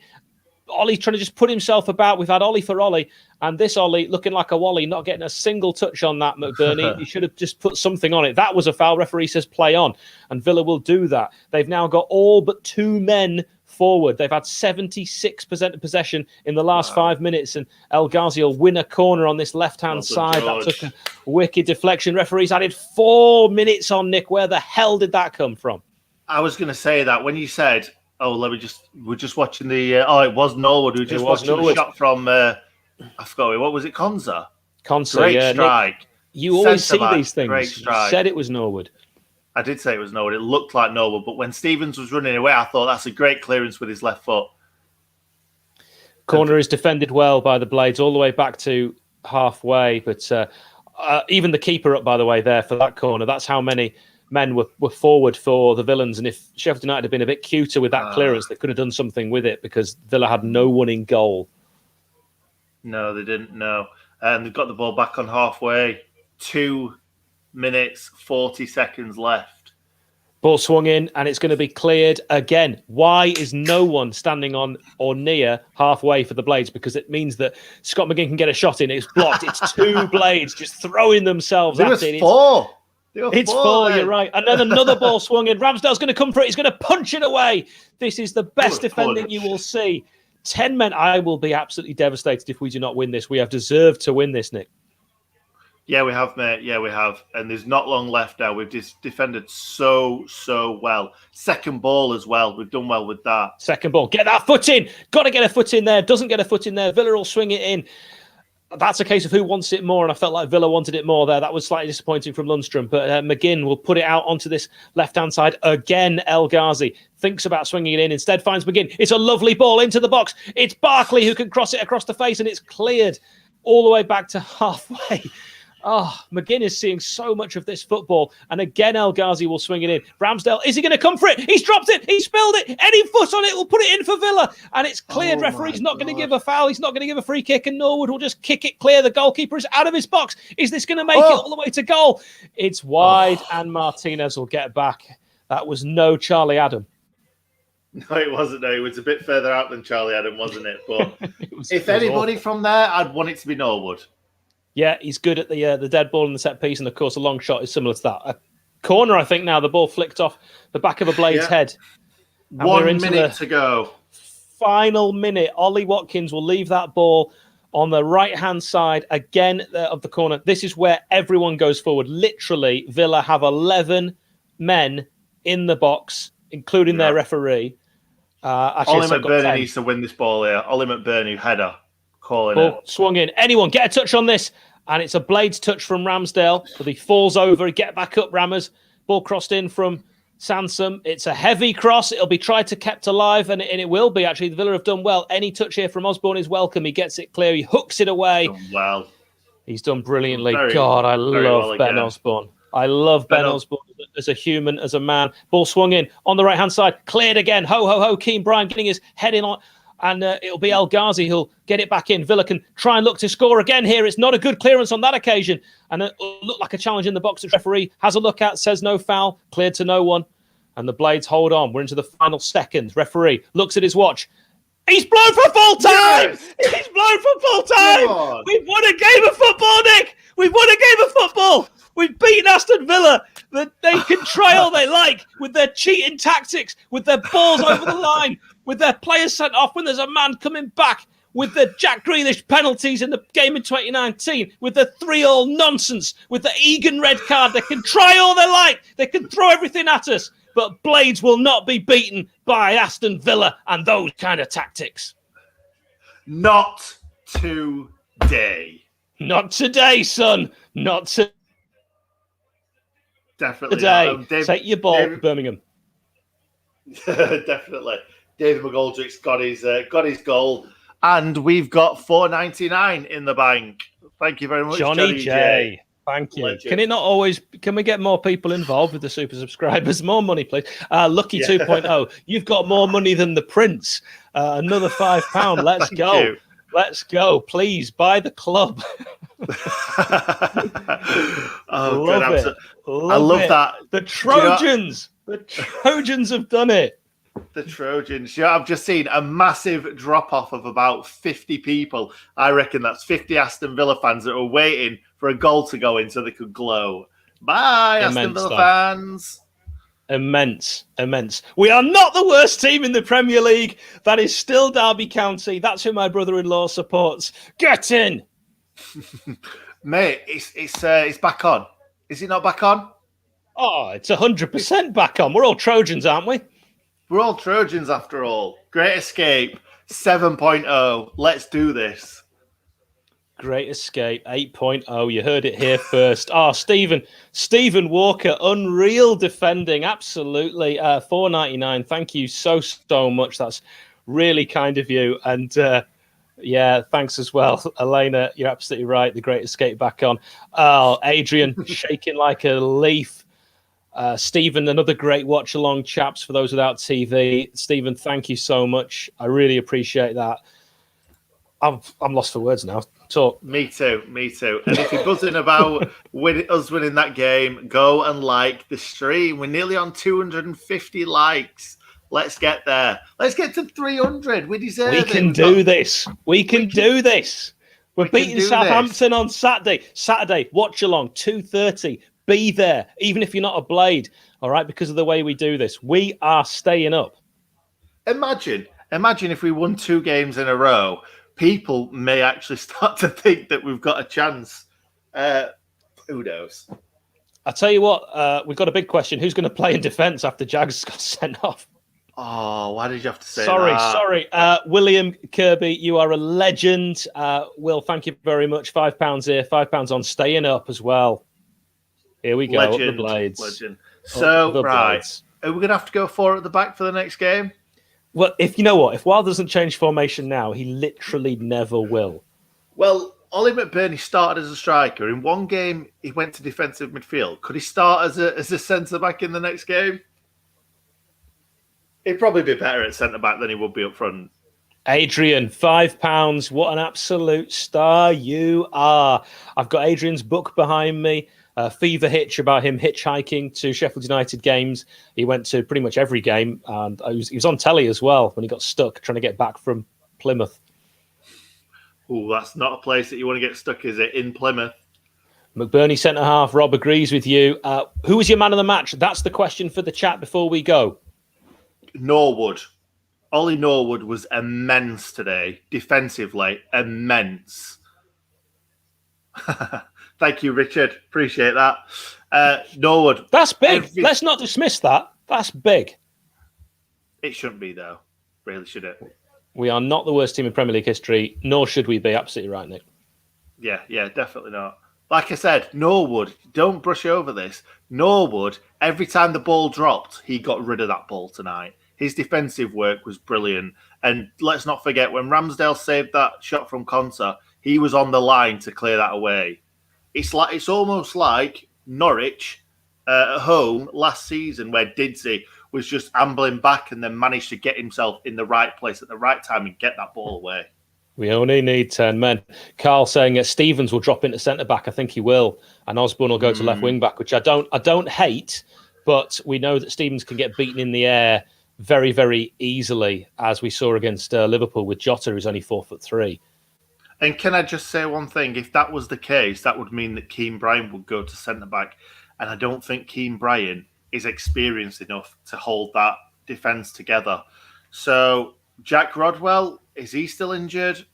We think so. Were there anyone on the bench that we could bring on in defence? I don't think so. Kyron Gordon. Why not? Let's see what he can do. Why not? Mate, I've played centre-back all my life. I can go on that pitch and stand there and defend like a Trojan. Like a Trojan. You have had a serious injury this season. That's true. That is true. And I still can't walk properly and I can't run. But neither can Jagielka. I hear what you're saying. Yeah. Maybe McBurney could be like a Dion Dublin, like a Scott Marshall, someone that can play centre-back and striker. That's one for the teenagers. So we're not going to be the worst team. Thanks to all of you that have commented. My man of the match is going to be Rammers. I think that he's just growing in confidence. Yeah, he's been good today. Saved 1 or 2. I still think Norwood for me. Norwood everywhere. Just he was there when we needed him. I've been playing with Nick, and he doesn't defend like a. How dare you? How? Yeah, I am a bit lazy sometimes. Let's be honest. Thank you, Duncan. Really, really appreciate that. Never happy to see Villa lose. Fair enough. Oh God. It's nice to see us win a game and actually react to winning a game. We've not seen many this season. I missed the West Brom game. I didn't do that one. You did that one, didn't you, mate? With Robert. Have I seen us win a game on one of these? Oof. Do you know what, Nick? We didn't predict. You've got your way, haven't you? You've got your way. Finally, Hal gets his way. How do you feel about getting your way? In my life, it just never happens. So I'm very, very happy. More you're absolutely right, Robert. Yeah, spot on. No more predictions. There we go. And if we did do a prediction, then we wouldn't win again, would we? So we can't physically do one. I tell you what, though, Nick, I'm already. This is just typical of my brain. I'm already thinking of points dropped if we're now going to start to be serious about staying up. We're not thinking about staying No, up. no, Let's we can't. just think. Let's think about not staying up, and then if we put a couple of good results together, we look at the table and we think, is it possible? Actually, let's just think about not finishing 20th. Because what are we now? Are we 3 points off West Brom? Let me have a quick look. Don't forget to like and subscribe while Nick has a quick look. I can't do that. Please give this please give this a like or a dislike if you're a Villa fan. You've been beaten by one of the worst teams in Premier League history, Villa fans, if you're still watching. Absolutely. Burnley dropped 2 points today. You did your best, of course, with your referee and VAR on your side, but you still couldn't do it. What did we think of the red card before we go in the comments? Did you think it was a fair decision? Rasco says that red was so stupid. I got to agree, mate. Absolutely spot on. Pat Max hitting the dislike. Hit it twice, Pat. Hit it twice, and then it'll actually undo it. Is Paul McGrath still playing? Paul McGrath. How we could do with Paul McGrath. Gary, thanks for the company, lads. Watched with the official commentary, turned off and enjoyed the banter. Keep the baseball where it belongs in the US of A. Gary, I agree with everything. Gary. Apart from the last bit, I am a bigger baseball fan than most. So really appreciate all your comments. I'm laughing at reading some of these. So, Nick, have you got the table for us? Yes, we are 3 points off West Brom. Obviously, they've got a game in hand. Oh, also Wednesday playing Rotherham. Yeah, sorry, I was just going to say Wednesday playing Rotherham tonight. That's 0-0. And that is going to be a big one for both teams. I've got another question then before we do go. This is a serious question. Do you want to play Sheffield Wednesday next season if we go down? Or would you rather that Wednesday got relegated? Do we want a Steel City derby? I actually don't care if Wednesday go down or stay up, but I used to love Steel City derbies. I hate them now with a passion. It just fills me with dread. Talking to, on the 10th of March, mark it in your diary, 7 p.m, Carla Saba about a very famous 2-1 Steel City derby victory at Hillsborough. Like this right now, you can join us and ask questions in the chat of Carla Saba, and we will put them to him by just bringing them up on screen. So please join us on the 10th. Put it in your diary, 7 p.m, Carla Saba live on this channel. That is going to be very exciting. I'm very looking forward to speaking to Asaba because he was one of my favourite strikers at that time when we brought him in. I just thought he was great. And obviously the first player to score a goal against Sheffield Wednesday that we're having on the channel, which is exciting. Yeah, absolutely. Carla Saba, one of my personal favourites. I don't think we've ever had a player that had more songs than Carla Saba. So I'm really, really looking forward to that. 7 p.m. Make sure you subscribe to the channel, then you won't miss those kind of podcasts. We've had loads of great guests. We've already got more in the can. Can I reveal who's coming up? I don't know which one you're referring to. Well, all of them that we've still got coming up. Go for it. Paul Pesky-Salido, Patrick Sufo, I've mentioned Carla Saba, and one of the nicest humans on earth, Lee Morris. Yeah. I thought you were going to mention the one that we talked about today, but I'm not sure if that's happening. We'll see. Oh, no, I'm only talking about confirmed. Yeah. There's one that could happen, which is going to be another spicy one, another similar to Mr. Hammond. So that'll be exciting if we can get the green light on that one. But we've got loads and loads coming up for you. Really, really exciting time. And we're going to keep going. Yeah, we've actually got some as well that are going to happen with only certain players once they retire, but they've committed to us. We can't reveal any more at this stage. Now that is the biggest one bigger than Dean Hammond. Dean of the Year nominee. Let's not forget, that's what he's famous for. Dean of the Year nominee. We had lots of suggestions for Dean of the Year. Thanks to all of you that voted. It was a very fierce contest, but Brian Dean eventually winning it. Yeah, they were excited because he got involved himself, didn't they? Yeah, he did. Yeah, top man, Brian Dean. That was nice. Right, I think we should leave it there then, guys. I know we're absolutely buzzing. I need to go and do my match reaction now in a second, so come and join me in probably about 15 minutes' time when I get all this stuff and take it upstairs. So yeah, join me there. Look at the people guessing who we've got. It's not Chamber Keeverley. Has anybody guessed it right yet? No, I don't think anyone will. But there's some close guesses. By close, I mean nowhere near. Fair enough. Right, I'll let you get on to doing absolutely nothing for the rest of the evening. I've been at work for hours. I'll take it. Enjoy yourself, mate, and get yourself some food. Thank you. Thank you, everybody else, for watching. Really appreciate it. Before you go, don't forget to like it if you haven't already. We've got up to 278. It would be nice if we could get to 300, but we are leaving now, so I very much doubt it. But if you haven't liked it already, please make sure you do so. It's been absolutely brilliant. Thank you, Hal, for being here as always. Thank you. Thank you, Bobby, in the background. Give us a thumbs up, Bobby. Yeah. Bobby. Yes, Bobby. And we're going to leave it there. So, yeah, see you in 15 minutes' time. Thank you for being with us for all this time. I bet there'll be some people in the stream that's been here for such a long time cheering us on, and we did it. We got away with it. We defended like Trojans, mate, didn't we? That's how you end it. Do that again and then end it. Yeah, that's what I was going to do, but you ruined it. Right. Do it one more time. I want to send. We defended like Trojans.